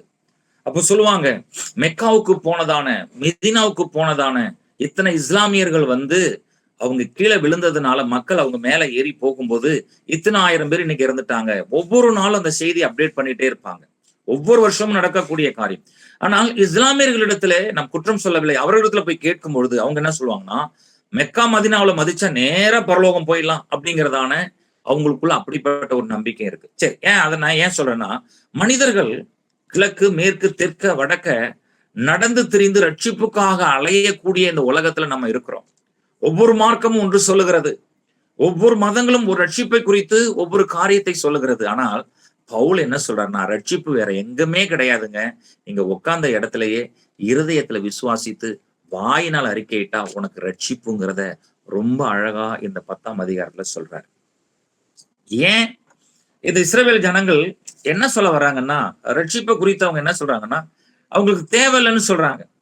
முதல் காரியமாக 10ஆம் அதிகாரம் 1ஆம் வசனத்துல ரட்சிப்பினுடைய அவசியத்தை உணரல. அநேக பேர் என்ன நினைக்கிறாங்க தெரியுங்களா? நான் நல்லதுதானே செய்யறேன், எனக்கு கண்டிப்பா மோட்சம் உண்டுன்னு நினைக்கிறாங்க. நான் நல்லதான் செய்யறேன். எல்லாருடைய பார்வையிலையும் அவங்க ஒவ்வொருவரும் என்ன சொல்றாங்கன்னா, நான் ரொம்ப நல்ல மனிதன், என்ன போல ஒரு நல்ல மனுஷன் உலகத்துல இருக்கவே முடியாது அப்படி சொல்றாங்க. நான் நிறைய தான தர்மங்களை செஞ்சிட்டேன், நல்லதுதான். கொர்நேலியுவை போல தான தர்மங்கள் நான் செஞ்சிருக்கிறேன், நல்லது. ஆனா ரட்சிப்பு என்பது இல்லை. மனிதனை ஏற்கனவே சொல்லிட்டேன், மனிதன் சுயமாக ரட்சித்துக் கொள்ள முடியாது. தான தர்மங்கள், நடக்கைகள், புனித ஸ்தலங்களுக்கு போறது, வேண்டுதல் செய்வது, என்ன செஞ்சாலும் சரிதான், ரட்சிப்பு இல்லை. ஏன்னா இவங்க என்ன சொல்றாங்கன்னா, இந்த 10ஆம் அதிகாரம் 1ஆம் வசனத்தின்படி ரட்சிப்பினுடைய அவசியத்தை உணரல.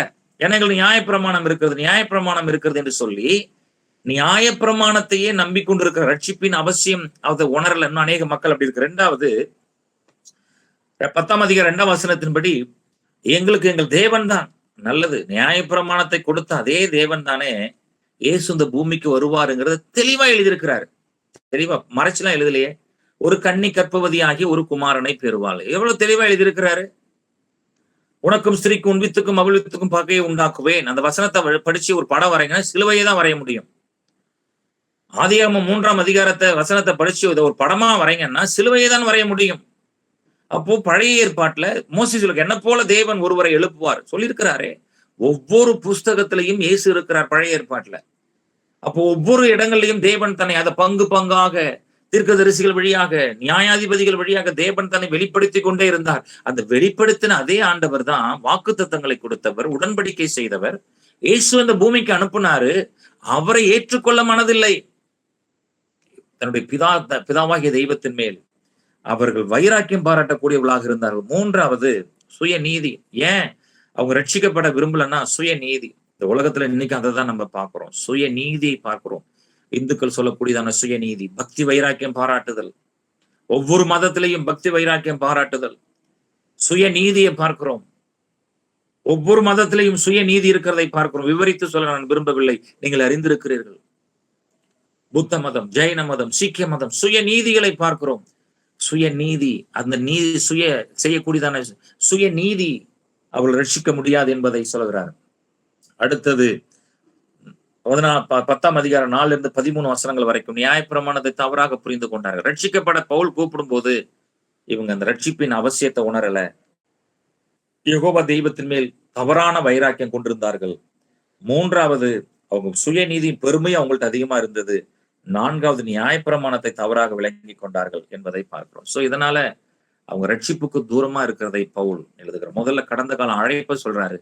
இன்னைக்கு ஏன் அவங்க இயேசுவை ஏற்றுக்கொள்ளல அப்படிங்கிறத நம்ம கவனிக்கிறோம். பார்த்தோம்னா எந்த யூதர்கள் வழியாக இயேசு உலகத்துக்கு வந்து சபையை ஸ்தாபித்தாரோ அதே யூதர்கள் சபையை மூடிவிடவும் நினைத்தார்கள். யூதர்கள் வழியா தான் உலகத்துக்கு சபை வந்துச்சு.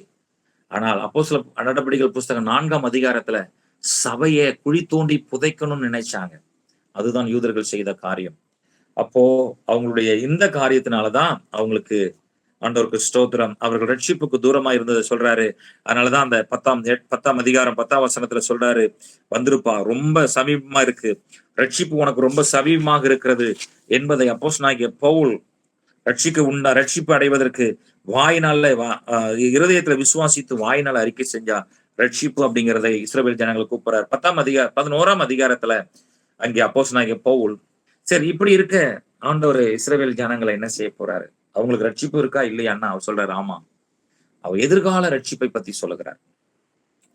முதல் 9ஆம் அதிகாரத்துல அவங்களுடைய தேவன் அவர்கள் கொடுத்த ஆசீர்வாதத்தை, 10ஆம் அதிகாரத்துல அவங்க ரட்சிக்கப்படாமல் இருக்கிறதுக்கான தடைகளை சொல்லிட்டு 11ஆம் அதிகாரத்துல ரட்சிப்பு கண்டிப்பா அவங்களுக்கு உண்டு அப்படிங்கிறத சொல்றாரு. எப்படி சொல்றாருன்னா, என்னை விட இவங்க எல்லாம் யூதர்களை பார்த்து சொல்ற, இஸ்ரவேல் என்னை விடவா, நான் எப்படிப்பட்ட மனுஷனா இருந்தேன் தெரியுங்களா, நான் ஒரு யூதன், நியாயப்பிரமாணத்தை கை கொண்டவன். 11ஆம் அதிகாரத்துல சொல்றாரு, கொடிய பாவியா நான் இருந்தேன்.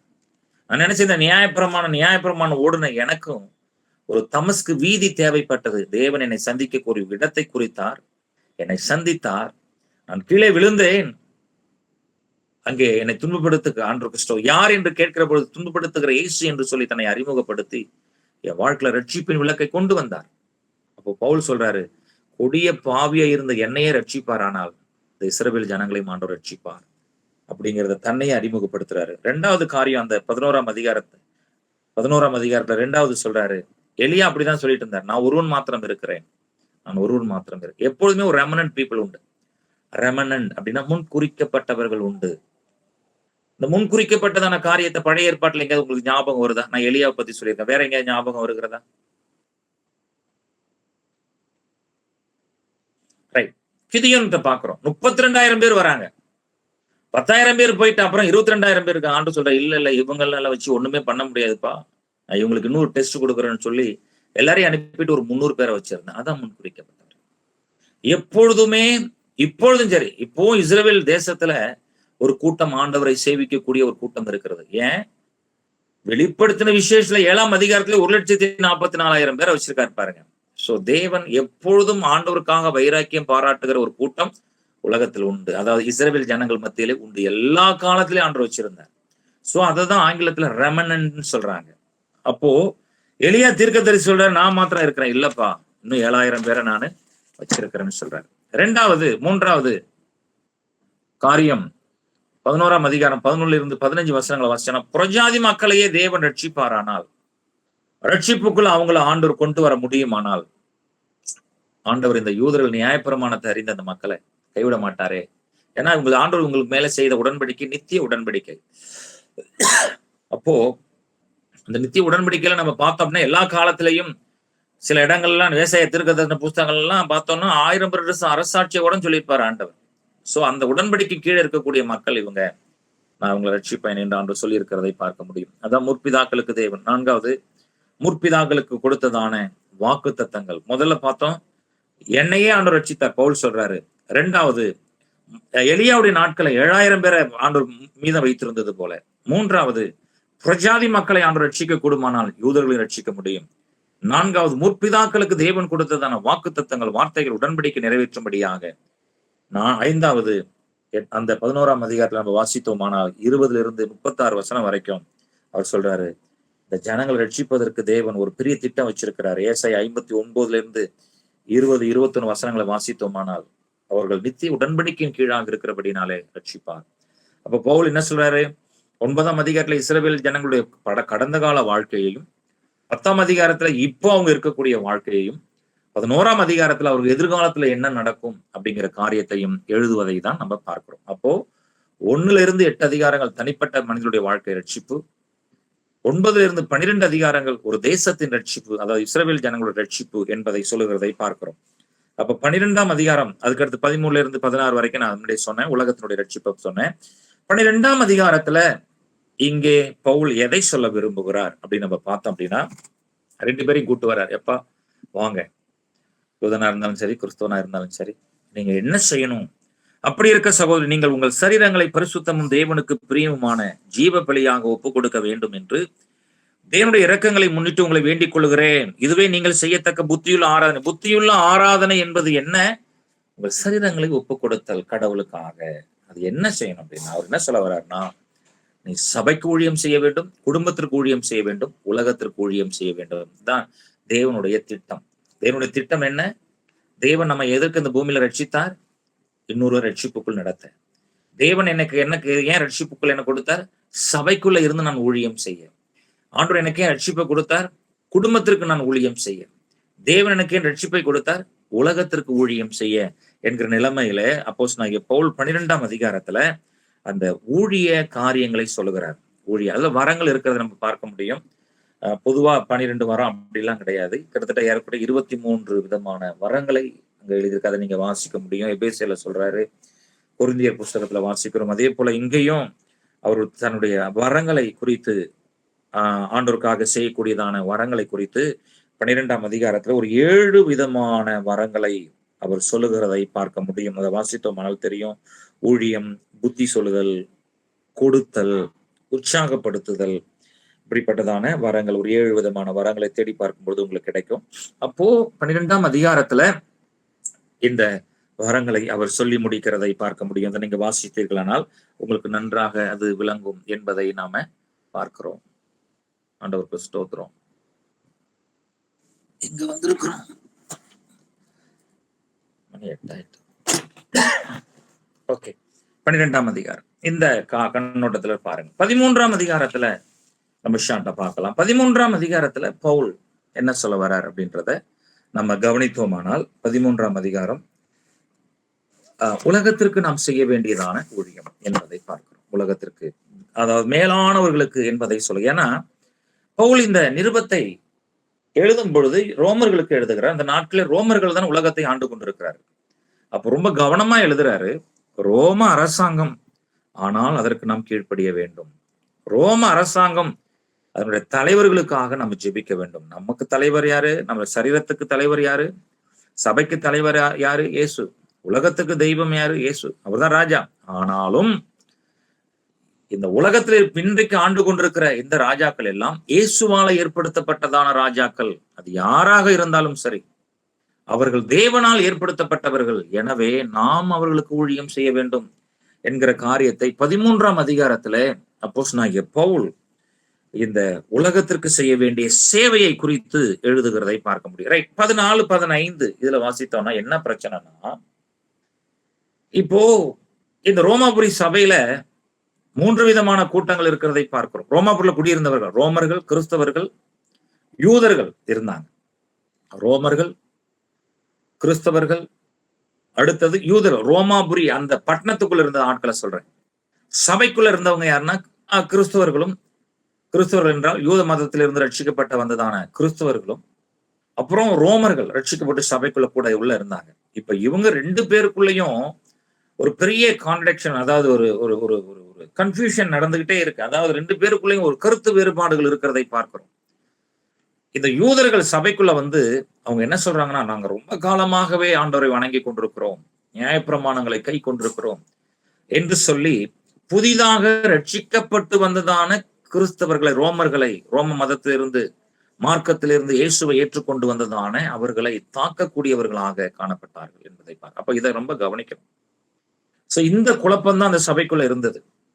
பலமுள்ள கிறிஸ்தவர்கள், பலவீனமான கிறிஸ்தவர்கள், ரட்சிக்கப்பட்ட யூதர்கள், புதிதாக ரட்சிக்கப்பட்டு வந்ததான ரோமர கிறிஸ்தவர்களை அவர்களுடைய காரியங்களை குற்றப்படுத்தக்கூடியவர்களாக, குறை சொல்லக்கூடியவர்களாக, விலகினத்தின காரியத்தை அறிந்து அவர்களை விமதிக்கக்கூடியவர்களாக சபைக்குள்ளாக காணப்பட்டார்கள். சோ இத காரியத்தை தான் பவுல் என்ன எழுதுறாருன்னா, ரட்சிக்கப்பட்ட உங்களுடைய மெச்சூரிட்டி என்ன, நீ என்ன செய்யணும் அப்படின்னா, பலமுள்ள கிறிஸ்தவர்கள் பலவீனமான கிறிஸ்தவர்களை என்ன செய்ய வேண்டும், தாங்க வேண்டும், அவர்களை தாங்க வேண்டும் என்கிற காரியத்தை அப்போஸ்தலனாகிய பவுல் அவர்களுக்கு சொல்லுகிறதை பார்க்கிறோம். அப்போ ரொம்ப வேகமா பார்க்கலாம். 14, 15 சொல்லக்கூடிய காரியம் என்னன்னா, அப்போ பலகீனமானவர்கள் அவங்களை நீங்க என்ன செய்ய வேண்டாம், குற்றப்படுத்த வேண்டாம். அவருடைய பலகீனங்கள் நிமித்தம் செய்யக்கூடியதான தவறுகளை அவர்களை கரைப்படுத்தி, குறைப்படுத்தி அவர்களை நீங்க அலட்சியமாக நீங்க நினைக்க வேண்டாம், அவமானப்படுத்த வேண்டாம். நீங்க செய்ய வேண்டிய வேலை அவர்களை என்ன செய்யணும், கனமா நடத்த வேண்டும் என்பதை அறிவுரையாக சொல்லுகிறதை பார்க்கிறோம். இந்த கான்செப்ட் எங்க போய் முடியுதுன்னா, பவுல் சபையினுடைய ஒருமுகத்தன்மை, ஒற்றுமையை அவர் நிலைநிறுத்துவதற்கு எழுதுகிறார். 16ஆம் அதிகாரத்துல வாசித்தோமானால், பவுல் அங்கே ஊழியம் செய்யக்கூடிய அத்தனை நபர்களுக்கும் அப்போஸ்தலனாகிய பவுல் அவர் என்ன செய்யறாரு அப்படின்னா, அவருக்கு வாழ்த்துதல் சொல்லி எழுதுகிறதை பார்க்கிறோம். பல பேரை சொல்றார், பேரா சொல்றாரு. இதுல நாம கற்றுக்கொள்ளக்கூடிய காரியம் என்னவென்றால், நம்முடைய ஆண்டவராய் இயேசு கிறிஸ்து ஜனங்களுடைய பெயர்களை சொல்லி, நட்சத்திரங்களுடைய பெயர்களை சொல்லி அழைப்பது போல, நம்முடைய சபையில் இருக்கக்கூடிய மக்களுடைய காரியங்கள், தோற்றங்கள், உணர்வுகள், இயலாமைகள், பலகீனங்கள், அவங்களுக்கு இருக்கக்கூடிய தேவைகளை அறியக்கூடியவர்களாக, ஜெபிக்கக்கூடியவர்களாக இருக்க வேண்டும் என்பதை சொல்லி முடிக்கிறதை பார்க்கிறோம். 15ஆம் அதிகாரம் 16ஆம் அதிகாரத்துல பவுல் சொல்லக்கூடியதான காரியம், பிரஜாதி மக்களுக்கு ஆண்டவர் இயேசு கிறிஸ்து செய்த ஊழியத்தை சொல்லுகிறார். பிரஜாதி மக்களுக்கு பவுல் செய்த ஊழியத்தை சொல்லுகிறார். முதல்ல பார்க்கிறோம், பிரஜாதிகளுக்கு ஆண்டவராய் இயேசு கிறிஸ்து செய்த ஊழியம் 15ஆம் அதிகாரம் 8-13. பிரஜாதி மக்களுக்கு பவுலுடைய ஊழியம் 15ஆம் அதிகாரம் 14-24. யூதர்களுக்கு பிரஜாதி மக்கள் செய்த ஊழியம் 15:25-33. கடைசியாக பவுலுக்கு விசுவாசிகள் செய்த ஊழியம் 16ஆம் அதிகாரம் 1-7 வசனங்கள் அவர் சொல்லுகிறதை பார்ப்போம். இந்த கான்செப்ட் நீங்க மறுபடியும் கவனிச்சீங்கன்னா உங்களுக்கு புரியும். அப்போ கடைசியாக எதுல கொண்டு வந்து முடிக்கிறாரு பவுலுன்னா, படிப்படியா ஒரு மனுஷன் பார்க்கும்போது கொடிய பாவியாக இருந்த மனுஷன் இப்பொழுது ஊழியம் செய்கிறான். அதைதான் நம்ம பார்க்கிறோம். 1ஆம் அதிகாரத்துல 24 விதமான பாவங்களை சொல்லுகிறதான பவுல் அந்த மனுஷனை கடைசியா கொண்டு வந்து எப்படி நிறுத்திட்டாரு, மிகப்பெரிய ஒரு ஊழியக்காரனாக மாற்றி அமைத்தார். அதுதான் சவால். உங்கள் கரங்களே கொடுக்கப்பட்ட 10 ஆடுகள், 10 ஆடுகளுக்கும் ஊழியம் இருக்கிறது. 10 பேர் சபைக்கு வராங்கன்னா 10 பேருக்கு ஊழியம் இருக்கு, விடாதீங்க, ட்ரெயின் பண்ணுங்க. 50 பேர் இருக்காங்களா, 50 பேருக்கு ஊழியம் இருக்கு, ட்ரெயின் பண்ணுங்க. 100 பேர் இருக்காங்களா, 100 பேரையும் ட்ரெயின் பண்ணுங்க. ஊழியம் இருக்கிறது. சவால் அதுதான். மக்களை ஒவ்வொருவரையும் ஊழியக்காரர்களாக, ஊழியக்காரிகளாக மாற்றுவது. ஆண்டவருக்கு ஸ்தோத்திரம். 1ஆம் அதிகாரத்துல அப்போஸ்தலனாகிய பவுல் 4 விதமான பாவங்களை எழுதக்கூடியதான பவுல் 16ஆம் அதிகாரத்துல எழுதுறார், ஊழியக்காரன் ஊழியக்காரி தேவனுக்காக வைராக்கியம் பாராட்டக்கூடிய மக்கள் என்று சொல்லி அவங்க ஆண்டவருக்கு ஊழியம் செஞ்சாங்க, எனக்கு ஊழியம் செய்கிறார் என்ற நிலைமையிலே மாற்றி அமைத்தார். அப்ப நம்ம சபையை விடவே கூடாது, விடவே கூடாது. சபைக்கு வர மக்களை விடவே கூடாது. காணிக்கையெல்லாம் 2 தான். முதல்ல நீ எனக்கு தேவை, பலிபீடத்துல உன் வாழ்க்கை தேவை, செபிக்க நீ தேவை, ஊழியத்திற்கு நீ தேவை, கைப்பிரதி கொடுப்பதற்கு நீ தேவை, சண்டே கிளாஸ் எடுப்பதற்கு நீ தேவை, வீட்டு கூட்டங்கள் நடத்துவதற்கு நீ தேவை. நான் ஓட எல்லா இடத்துக்கும் என்னால போக முடியாது, உன்னை அனுப்பு, உன் மூலமா என்னுடைய தரிசனம், உன்னுடைய மூலமாக என்னுடைய ட்ரைனிங் என்ற நிலைமையிலே ஒவ்வொருவரையும் பயிற்றுவீங்கள். என்னுடைய தரிசனம், என்னுடைய ஜெபம் அப்படின்னு ஆண்டவர் என்ன கேட்ட நான் சொல்லுவேன், ஒவ்வொரு சபையும் ஒரு சின்ன வேதாகம கல்லூரியாக இருக்க வேண்டும். ஒவ்வொரு சபையும் ஒரு வேதாகம கல்லூரியாக இருக்க வேண்டும். அதுல நீங்க சிறந்த ஆசிரியர்களாக இருந்து பணிபுரிய வேண்டும் என்பதை பவுல் அடையாளப்படுத்தி காண்பிக்கிறதை பார்க்கிறோம். ஓகே, இந்த கான்செப்ட்ல படிங்க. அப்புறம் ஏதாவது சந்தேகம் இருக்குமானால் கேட்கலாம். கலாத்தியருடைய புஸ்தகத்தை வாசிக்கும் போதும் அதுதான் நம்ம வாசித்தோம். என்னன்னா ஒண்ணும் இல்லை, இந்த கலாத்தியர் புஸ்தகத்தை நாம் ஏற்கனவே உங்களுக்கு என்னுடைய காரியத்தை நான் கற்றுக் கொடுத்திருக்கிறேன். ரொம்ப ஷார்ட்டா இன்னொரு 5 நிமிஷம் 10 நிமிஷத்துக்குள்ள நான் முடிக்க நான் விரும்புறேன். நான் என்ன அப்படின்னா, ஆண்டவருக்கு ஸ்தோத்திரம், இந்த கலாத்தியர் புஸ்தகத்தை நம்ம பார்த்தா புரியும். என்னன்னா, அப்போஸ்தலனாகிய பவுல் அப்போஸ்தலர் நடபடிகள் புஸ்தகம் 13ஆம் அதிகாரம் 14ஆம் அதிகாரத்துல அவங்க போன ஊழியம் சொல்லுகிறது. நான் ஏற்கனவே சொல்லியிருப்பேன். 1ஆம் அதிகாரம் ஒரு சீஷனை தேர்ந்தெடுத்தல், 2ஆம் அதிகாரம் பெந்தகோஸ்தே அனுபவம், 3ஆம் அதிகாரம் பேதுரும் யோவானும் செய்த அற்புதம், 4ஆம் அதிகாரம் சபையுடைய வளர்ச்சி, 5ஆம் அதிகாரம் சபை சுத்திகரிக்கப்படுதல், யோவா அனனியாவும் சப்பிராலும் என்கிற நிலைமையை பார்க்கிறோம். 6ஆம் அதிகாரத்துல ஸ்தேவான் பிலிப்பு தெரிந்து கொள்ளப்படுதல், 7ஆம் அதிகாரத்துல ஸ்தேவான் பிரசங்கம், 8ஆம் அதிகாரத்துல பிலிப்புடைய ஊழியம் சமரியாவில, 9ஆம் அதிகாரத்துல பவுலுடைய ரட்சிப்பு, 10ஆம் அதிகாரத்துல கொர்நேலியு ரட்சிப்பு, 11ஆம் அதிகாரத்துல அந்தியோகியா சபை, 12ஆம் அதிகாரத்துல பேதுரு சிறையில இருந்து விடுதலையாக்கப்படுதல், 13, 14 ஊழியத்துக்கு போறாங்க. அந்தியோகியா சபை என்ன செய்யுதுன்னா, ஏப்பா அந்தியோகியா சபை சாதாரண விசுவாசிகளால் கட்டப்பட்டதான ஒரு சபை. பெந்தகோஸ்தே நாள்ல பேதுரு மூலமாக ரட்சிக்கப்பட்டவங்க இப்ப ஒரு சபையை கட்டி வச்சிருக்கிறாங்க. அவங்க லெட்டர் போறாங்க எருசலேம் சபைக்கு, ஐயா எங்களுக்கு ஒரு பெரிய சபை இருக்கு, நடத்த ஆள் இல்ல. உடனே பர்னபாவை அனுப்புறாங்க. ஏன் பர்னபாவை அனுப்புறாங்கன்னா, பர்னபா எங்க போனாலும் ஊழியம் பண்ணுவார். அல்லேலூயா. பர்னபா எங்க போனாலும் ஒரு ஆளை கட்டி எழுப்புவார். அவர்கிட்ட இருக்கிற வார்த்தை என்ன, கட்டி எழுப்பக்கூடிய வார்த்தை இருக்கிறது. கட்டி எழுப்பக்கூடிய ஒரு வார்த்தை இருக்கு. நமக்குள்ள என்ன வார்த்தை இருக்கு அப்படின்னா, என்ன வார்த்தை இருக்கணும்னா, இன்னொருத்தவங்களை கட்டி எழுப்பக்கூடிய வார்த்தை இருக்க வேண்டும். மனிதர்களை, அதுவும் இந்த நாட்கள் இருக்கக்கூடிய வாலிபர்களை, வேதாக மக்கள் அதை தான் நாங்கள் விதைத்துக் கொண்டு இருக்கிறோம், கட்டி எழுப்பணும். அப்போ 12 பேதுரு 13, 14 அந்தியோகியா சபை சொல்லுது, நல்லதுப்பா பவுல் பர்னபா 2 பேர் வந்தீங்க, எங்க சபை பத்திரமா பாத்துக்கிட்டீங்க, நல்லது, இப்போ நீங்க போங்கப்பா, 100 ஊழியத்துக்கு போங்க, இங்கேயே இணைஞ்சிடாதீங்க, குடி அமர்ந்துடாதீங்க அப்படின்னு சொல்லி அவங்க தலைமையில கைய வச்சு, இவங்க போய் முதல்ல அவங்க தலைமையில கைய வச்சு அபிஷேகத்துக்குள்ள நடத்தினா, இப்ப சபையெல்லாம் சேர்ந்து பவுல் மேல பர்னபா மேல கைய வச்சு ஜோமனி போயிட்டு வாங்க ராசான்னு அனுப்பி விட்டு, பாத்துக்கங்க எப்படி வளர்ந்துருக்கு பாருங்க சபை. இப்ப பவுலையும் பர்னபாவையும் தலையில கைய வச்சு போங்கன்னா, இவங்க 2 பேரும் எங்க போனாங்க? 2 பேரும் முழிக்கிறாங்க, எங்கடா போறது, இவ்வளவு நாளா நல்லா இருந்தா நம்மள விரட்டி விட்டாங்களேன்னு சொல்லி பர்னபா என்ன சொல்றாரு, வேற வழியில நம்ம என் சொந்த ஊருக்கே போகணும்னு சொல்லிட்டு பர்னபா என்ன செய்யறன்னா, தன்னுடைய சொந்த ஊராகிய சீபுருத்துக்கு கொண்டு போறாரு. சோ அங்க போய் ஊழியம் பண்ணிட்டு பிசின் அந்தியோகியாவுக்கு போய் அங்கிருந்து கலாத்திய நாடுகளுக்கு போறாங்க. கலாத்திய நாடுகள் இருக்கக்கூடியதான் இக்கோனியம், லிஸ்த்ரா, தெர்பே. இந்த இடங்கள்ல போய் பவுலும் பர்னபாவும் ஊழியம் பண்ணிட்டு சூப்பர். அங்க போன இடங்கள் எல்லாம் தொழில் மன்றங்களை, ஜெபாலயங்களை பிரசங்கம் பண்ணா யூதனும் ரட்சிக்கப்படுறாங்க, ரோமனும் ரட்சிக்கப்படுறான். அப்பதான் ஒரு அற்புதம் நடக்குது. ஒரு நொண்டி உட்கார்ந்து இருக்கிறான், பவுலும் பர்னபாவும் தூக்கி விடுறாங்க, எழுந்து நடக்கிறான். இவங்க 2 பேரையும் கிரேக்க கடவுள்கள் மனுஷனா வந்துட்டான மாலையை போட்டு ஒரு பலி செலுத்துறாங்க, ஒரு பேர் வைக்கிறாங்க. எப்பா நாங்கெல்லாம் சாதாரண ஆட்கள்னு சொல்லி சபை கட்டிட்டு வந்துட்டா, அப்புறம் எருசலேம்ல இருந்து யூதர் கூட்டம் போய் என்ன சொல்றாங்கன்னா, யூதனும் கையை உயர்த்தி ஆராதிக்கிறான், புறஜாதி மனுஷனும் கையை உயர்த்தி ஆராதிக்கிறான். அப்ப யூதன் சொல்றான், நீ விருத்த சேதனை இல்லாம ஆண்டவரை ஆராதிக்க கூடாதுன்னு சொல்லும் பொழுதுதான் ஒரு குழப்பத்தை ஏற்படுத்துறாங்க. சோ இந்த குழப்பத்தை ஏற்படுத்தும் பொழுதுதான் பவுலும் பர்னபாவும் என்ன செய்யறாங்கன்னா, ஐயோ இதுக்கு தீர்வு என்னன்னா எருசலேமுக்கு போவோம்னு சொல்லி யாக்கோபுடைய தலைமையில, ஆண்டவராய் இயேசு கிறிஸ்துவின் சகோதரராகிய யாக்கோபுடைய தலைமையில எல்லா அப்போஸ்தலர் 12 பேரும் உட்கார்ந்து அவங்க பேசுறாங்க, டிஸ்கஷன் பண்றாங்க. இப்ப என்ன செய்யலாம், ஏன்னா இது ஆபிரகாம் காலத்துல ஆரம்பிக்கப்பட்டது, என்ன செய்யலாம்னு சொல்லி முடிவெடுக்கும் பொழுதுதான் முதல்ல பேதுரு சொல்றாரு, நான் இந்த மாதிரி கொர்நேலியு வீட்டுக்கு போனேன், ஒரு புறஜாதி மனுஷன், ஒரு ரோமன், நான் பிரசங்கம் பண்ணிட்டு இருக்கும் போதே பரிசுத்த ஆவியானவர் பெற்றுக்கொண்டேன், ஞானஸ்தானமே எடுக்கல, அபிஷேகம் பெற்றாங்க. அப்போ அவனுடைய விளக்கம், அப்போ பவுல் என்ன சொல்ற, நானும் பர்னபாவும் இந்த மாதிரி இக்கோனியத்துக்கு போயிருந்தோம். அங்க ஒரு மனுஷன் நடக்க முடியாம இருந்தான், எழுந்து நடந்துட்டான். பிரஜாதிகளாக இருந்தாலும் இயேசு அந்த மனுஷன் நடக்க பண்ணாரு அப்படின்னு சொல்லும்போது அந்த தீர்மானம் எடுக்கிறாங்க. அப்படின்னா பிரஜாதிகள் விருத்த சேனம் பண்ணப்பட வேண்டாம் அப்படிங்கிற ஒரு தீர்மானத்தை எடுத்தாங்க. 3 காரியம் எடுத்தாங்க. விருத்த சேனம் வேண்டாம், நொறுங்குண்டு செத்ததற்கு விலகி இருங்கள், விபச்சாரத்திற்கும் வேசித்தனத்திற்கும் விக்கிரக ஆராதனைக்கும் விலகி இருங்க. இந்த 3 காரியம் எடுத்தாங்க. முதல் காரியம் விருத்த சேனம் வேண்டாம், ரத்தத்துக்கு விலகி இருங்க, விபச்சாரத்திற்கும் வேசித்தனத்திற்கும் விக்கிரக ஆராதனைக்கும் விலகி இருங்க. இந்த 3 தீர்மானங்களை அங்கே நிறைவேற்றி முடித்ததை பார்க்கிறோம். அப்போ இந்த சபையில இருந்த இந்த பிரச்சனைக்காக எழுதப்பட்ட கடிதம் தான் இந்த கலாத்தியன் இருக்கும். இப்போ இதனுடைய பின்னணியத்தை நீங்க புரிஞ்சிருப்பீங்க. இப்போ என்ன பிரச்சனை? புறமார்க்கத்தார்கள் சபைக்குள்ள வந்து ஆண்டவரை ஆராதிக்கும் பொழுது இந்த யூத மக்கள் என்ன செய்யறாங்கன்னா குழப்பத்தை ஏற்படுத்துறாங்க. அந்த குழப்பத்துக்கு தீர்வாக எழுதப்பட்ட பதில் தான் இந்த கலாத்தியர் புஸ்தகம் என்பதை பார்க்கிறோம். அதனாலதான் அவர் சொல்றாரு, உங்களை கிறிஸ்துவின் 1ஆம் அதிகாரம் 6வது வசனம், உங்களை கிறிஸ்துவின் கிருபையினாலே அழைத்தவரை நீங்கள் இவ்வளவு சீக்கிரமாய் விட்டு வேறொரு சுவிசேஷத்துக்கு திரும்புகிறதை பற்றி நான் ஆச்சரியப்படுகிறேன். யூதர்கள் வந்து உங்களை குழப்புறாங்களா? வேறொரு சுவிசேஷம் இல்லையே. சிலர் உங்களை கலகப்படுத்தி, யூதர்கள் கலகப்படுத்தி கிறிஸ்துடைய சுவிசேஷத்தை புரட்ட மனதா இருக்கிறார்களே அல்லாமல் வேறல்ல.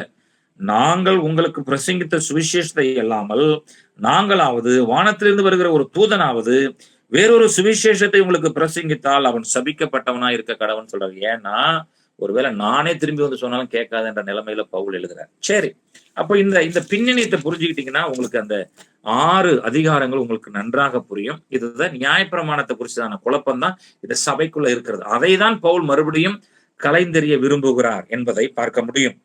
அந்த இதனுடைய அமைப்பு என்னன்னா, இந்த கலாத்தியர் புஸ்தகம் என்ன சொல்லுதுன்னா, யுத்த களத்தில் ஒரு ரத்த கடிதம் என்று சொல்லப்படுகிறது. அருமையா இருக்க அந்த சென்டென்ஸ், ஒரு யுத்த களத்தில் ஒரு ரத்த கடிதம் என்று சொல்லி அப்போஸ்தலனாகிய பவுல் இந்த கலாத்தியருக்கு எழுதுகிறதை பார்ப்போம். இது என்ன சொல்லுதுன்னா, அந்த புஸ்தகம் இந்த கலாத்தியர் என்ன சொல்லுது அப்படின்னா ரொம்ப அற்புதமா சொல்றாங்க.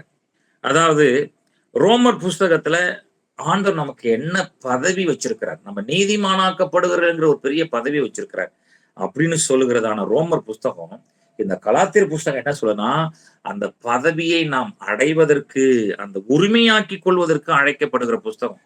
நீதிமானாக்கப்படுதல் அப்படிங்கிற ஒரு பதவியே வச்சிருக்கிறாரே, அதை நீ எடுத்துக்க, அது உமக்குதான். அந்த நீதிமானாக்கப்பட போறது வேற யாரும் இல்ல, அது உனக்குரியது என்கிற காரியத்தை சொல்லுகிறது. ஆண்டவருக்கு ஸ்தோத்திரம். இந்த வேதத்தை வாசிக்கிற, வேதத்தை படிக்கிற, இந்த வேதாக மக்கள் இணைந்திருக்கிற உங்களுக்கு ஆண்டு சொல்லுகிற காரியம் உங்களுக்கு தான். நான் இதை உனக்காகவே ஆயத்தப்படுத்தி வைத்திருந்தேன். சொல்றான் பாருங்க, சவுல் சாப்பிடுற வரைக்கும் முன் தொடைய நான் தொடுவதில்லை சொல்ற. அதே சாமுவேல் ஈசாயின் வீட்டுல தாவீது வர வரைக்கும் பந்தியில் அமர்வதில்லை.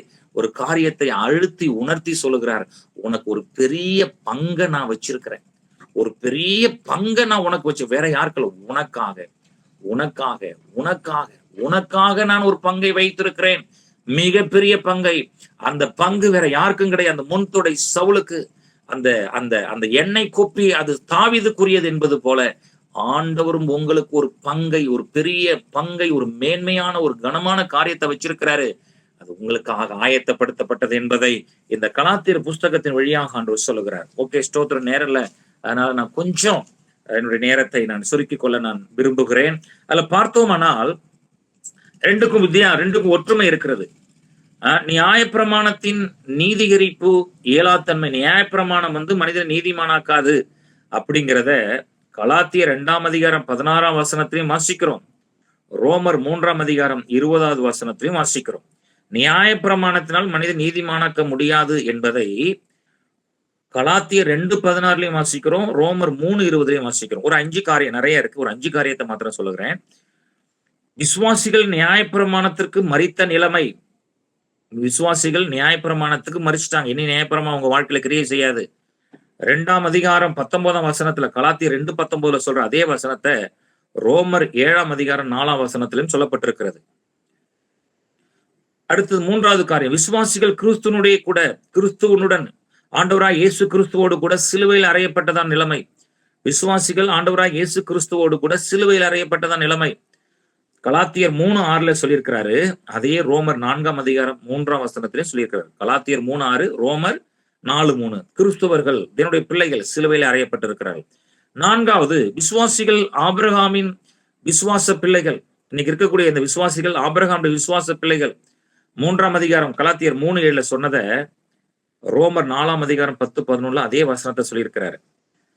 விசுவாசிகள் ஆபிரகாமுடைய பிள்ளைகள் என்பதை கலாத்தியர் 3:7 சொன்னவர் ரோமர் 4:10-11 சொல்றாரு. 5வது ஒரு உதாரணத்தை சொல்லி நான் முடிக்க அடுத்த பகுதிக்கு போக விரும்புகிறேன். அதனால விசுவாசத்தினால் நீதிமான் பிழைப்பான். நீதிமான் விசுவாசத்தினால் பிழைப்பான். 3ஆம் அதிகாரம் 11ஆம் வசனத்துல சொல்லுகிறார் கலாத்தியர் 3:11. ரோமர் 1:17 அதே வசனத்தை அங்கே சொல்றதை பார்க்கிறோம். ஒரு 5 விதமான ஒப்புமையை நான் சொல்லியிருக்கேன். நிறைய இருக்கு. ஒருவேளை உங்களுக்கு தேவைப்படுமானால் நான் உங்களுக்கு அதை வாட்ஸ்அப்ல நான் உங்களுக்கு சென்ட் பண்ண நான் விரும்புகிறேன். சரி, நம்ம பார்த்தோம் அப்படின்னா ரெண்டுமே அதனாலதான் ஒரே காரியத்தை சொல்லுகிறது. பார்க்கக்கூடிய காரியம் என்னன்னா, எதனால் ரட்சிக்கப்படுகிறோம்? கிருபையால் 3ஆம் அதிகாரம் 24, இரத்தத்தால் 3ஆம் அதிகாரம் 25, விசுவாசத்தால் 3ஆம் அதிகாரம் 21 இருந்து 28. 3 காரியத்தினால் ரட்சிக்கப்படுகிறோம். கிருபையால் ரட்சிக்கப்படுகிறோம், இரத்தத்தினால் ரட்சிக்கப்படுகிறோம், விசுவாசத்தால் ரட்சிக்கப்படுகிறோம் என்கிறதை பவுல் இந்த கலாத்தியர்ல எழுதுகிறதை பார்க்கிறோம். நாம என்ன செய்யணும்னு சொல்றாருன்னா, ஒரு 4 காரியங்கள்ல நிலைத்திருங்கள் என்பதை சொல்லுகிறார். ரட்சிப்பை பத்தி சொல்லிட்டு 4 காரியங்களை உறுதியா நீங்க தரித்திருக்கணும். அதை மாத்திரம் நம்ம எழுதிக்கலாம். 1, விசுவாசத்தில் உறுதியாக நிலைத்திருங்கள். ஒரு 4 காரியம் சொல்றாரு. அதை எங்க சொல்றாருன்னா 1 கொரிந்தியர் 16:1 சொல்றாரு, விசுவாசத்தில் உறுதியாக நிலைத்திருங்கள். சுதந்திரத்தில் உறுதியாக நிலைத்திருங்கள். கலாத்தியர் 5:1 சொல்றாரு, சுதந்திரத்தில் உறுதியாக நிலைத்திருங்கள். 5ஆம் அதிகாரம் 1ஆம் வசனம். ஆவியில் உறுதியாக நிலைத்திருங்கள். பிலிப்பியர் 1:27. கர்த்தரில் உறுதியாக நிலைத்திருங்கள். பிலிப்பியர் 4:1. சரி, எனவே இங்கே அங்கே நம்ம அந்த வசனங்களை எடுத்து எழுதியிருக்கிறோம். ஆனால் எதுல நம்ம நிலைத்திருக்கிறோம்? உறுதியாக விசுவாசத்தில், சுதந்திரத்தில், பரிசுத்த ஆவியானவரில், கர்த்தருடைய அது ஆண்டவராய் இயேசு கிறிஸ்துவுக்குள் நாம் உறுதியாக நிலைத்திருக்க வேண்டும் என்பதை சொல்லுகிறதை பார்க்கிறோம். சரி, இப்போ இந்த கலாத்தியர் புஸ்தகத்தினுடைய வழியாக நாம ஒவ்வொரு அதிகாரமா நம்ம கடந்து போறோம் அப்படின்னா நம்ம பார்க்கக்கூடிய காரியம் நமக்கு கொஞ்சம் சுருக்கமாக அதை நான் சொல்ல நான் விரும்புகிறேன். 1ஆம் அதிகாரத்துல பவுல் ஏன் இதை எழுதுறேன், இந்த கடிதத்தை ஏன் எழுதுறேன்னு சொல்றாரு. ஏன்னா ஒரு கூட்டம் அவரை இந்த கலாத்திய சபைகள் இருக்கக்கூடிய மக்களை குழப்புறாங்க. சோ அந்த குழப்பத்திற்காக தான் இந்த கடிதத்தை எழுதுகிறேன் என்பதாக 1ஆம் அதிகாரத்துல அதனுடைய அமைப்பை சொல்றாரு.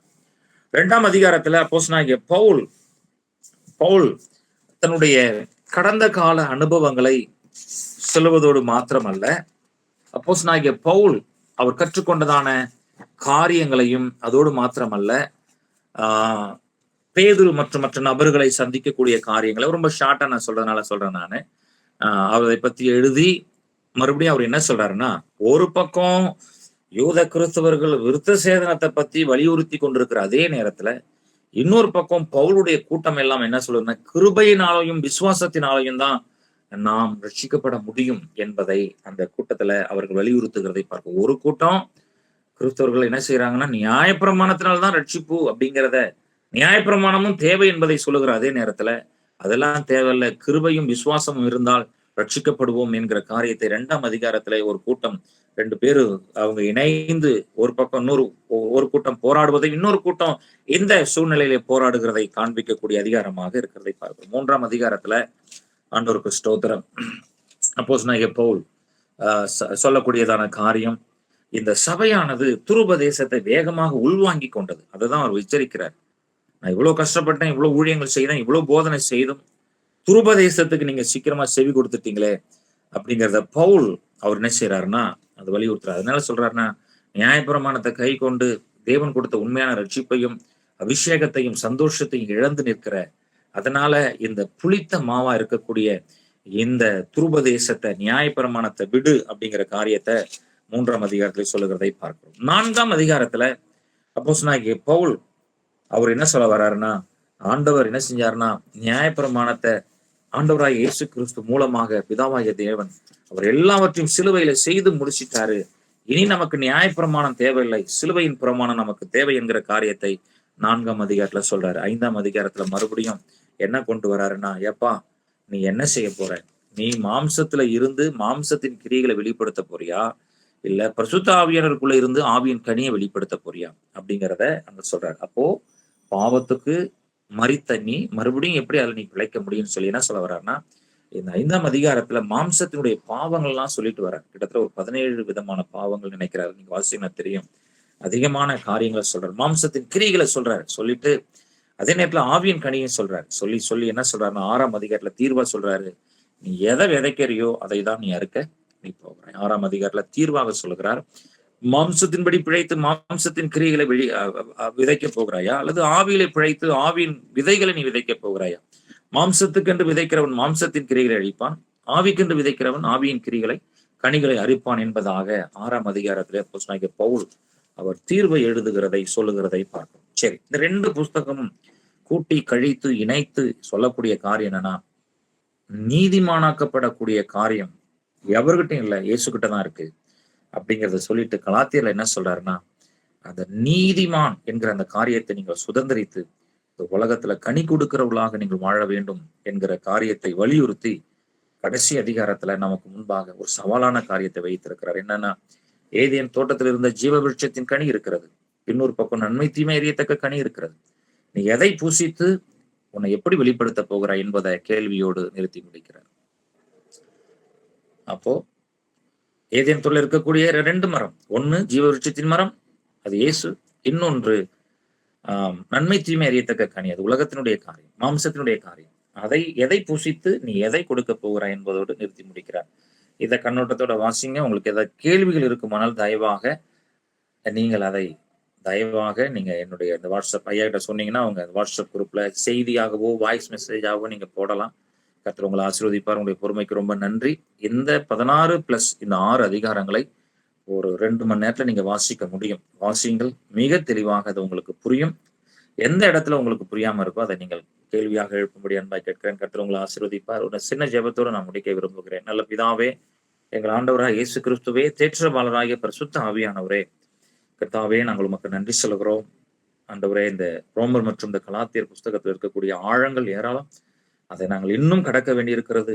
கணுக்கால் அளவோடு அல்ல, முழங்கால் அளவோடு அல்ல, இடுப்பு அளவோடு அல்ல, நீந்தி முழுகிற அனுபவத்தை எங்களுக்கு தாரும். பவுல் மிக ஆழமாக மிக தெளிவாக கற்றுக்கொள்ள வேண்டிய காரியத்தை எழுதி வைத்திருக்கிறார். இந்த காலத்துல சொல்லப்பட வேண்டிய, பிரசங்கம் செய்யப்பட வேண்டிய, கற்றுக் கொடுக்கப்பட வேண்டிய புஸ்தகமாக இருக்கிறது. இதை நம்முடைய பிள்ளைகள் தாராளமாக கற்றுக்கொண்டு ஆண்டவரே, சீக்கிரமாக ஒரு பைபிள் ஸ்டடியை தங்களுடைய சபைகளிலே, இல்லங்களிலே அதை துவங்கட்டும் என்று செபிக்கிறோம். ஆண்டவரே, நாங்கள் உம்மை துதிக்கிறோம். உடைய பிள்ளைகளை இந்த ரோமனுடைய புஸ்தகத்திலும் கலாத்தியர் புஸ்தகத்திலும் பண்டிதர்களாக மாற்றும். கனமும் மகிமையும் உமக்கே. ஆசீர்வதி. இயேசுவின் நாமத்தில் ஜெபிக்கிறோம் நல்ல பிதாவே. ஆமென். ஆமென். Thank you so much. கர்த்தர் உங்களை ஆசீர்வதிப்பார். Thank you very much, Pastor. Thank you. Thank you, sir.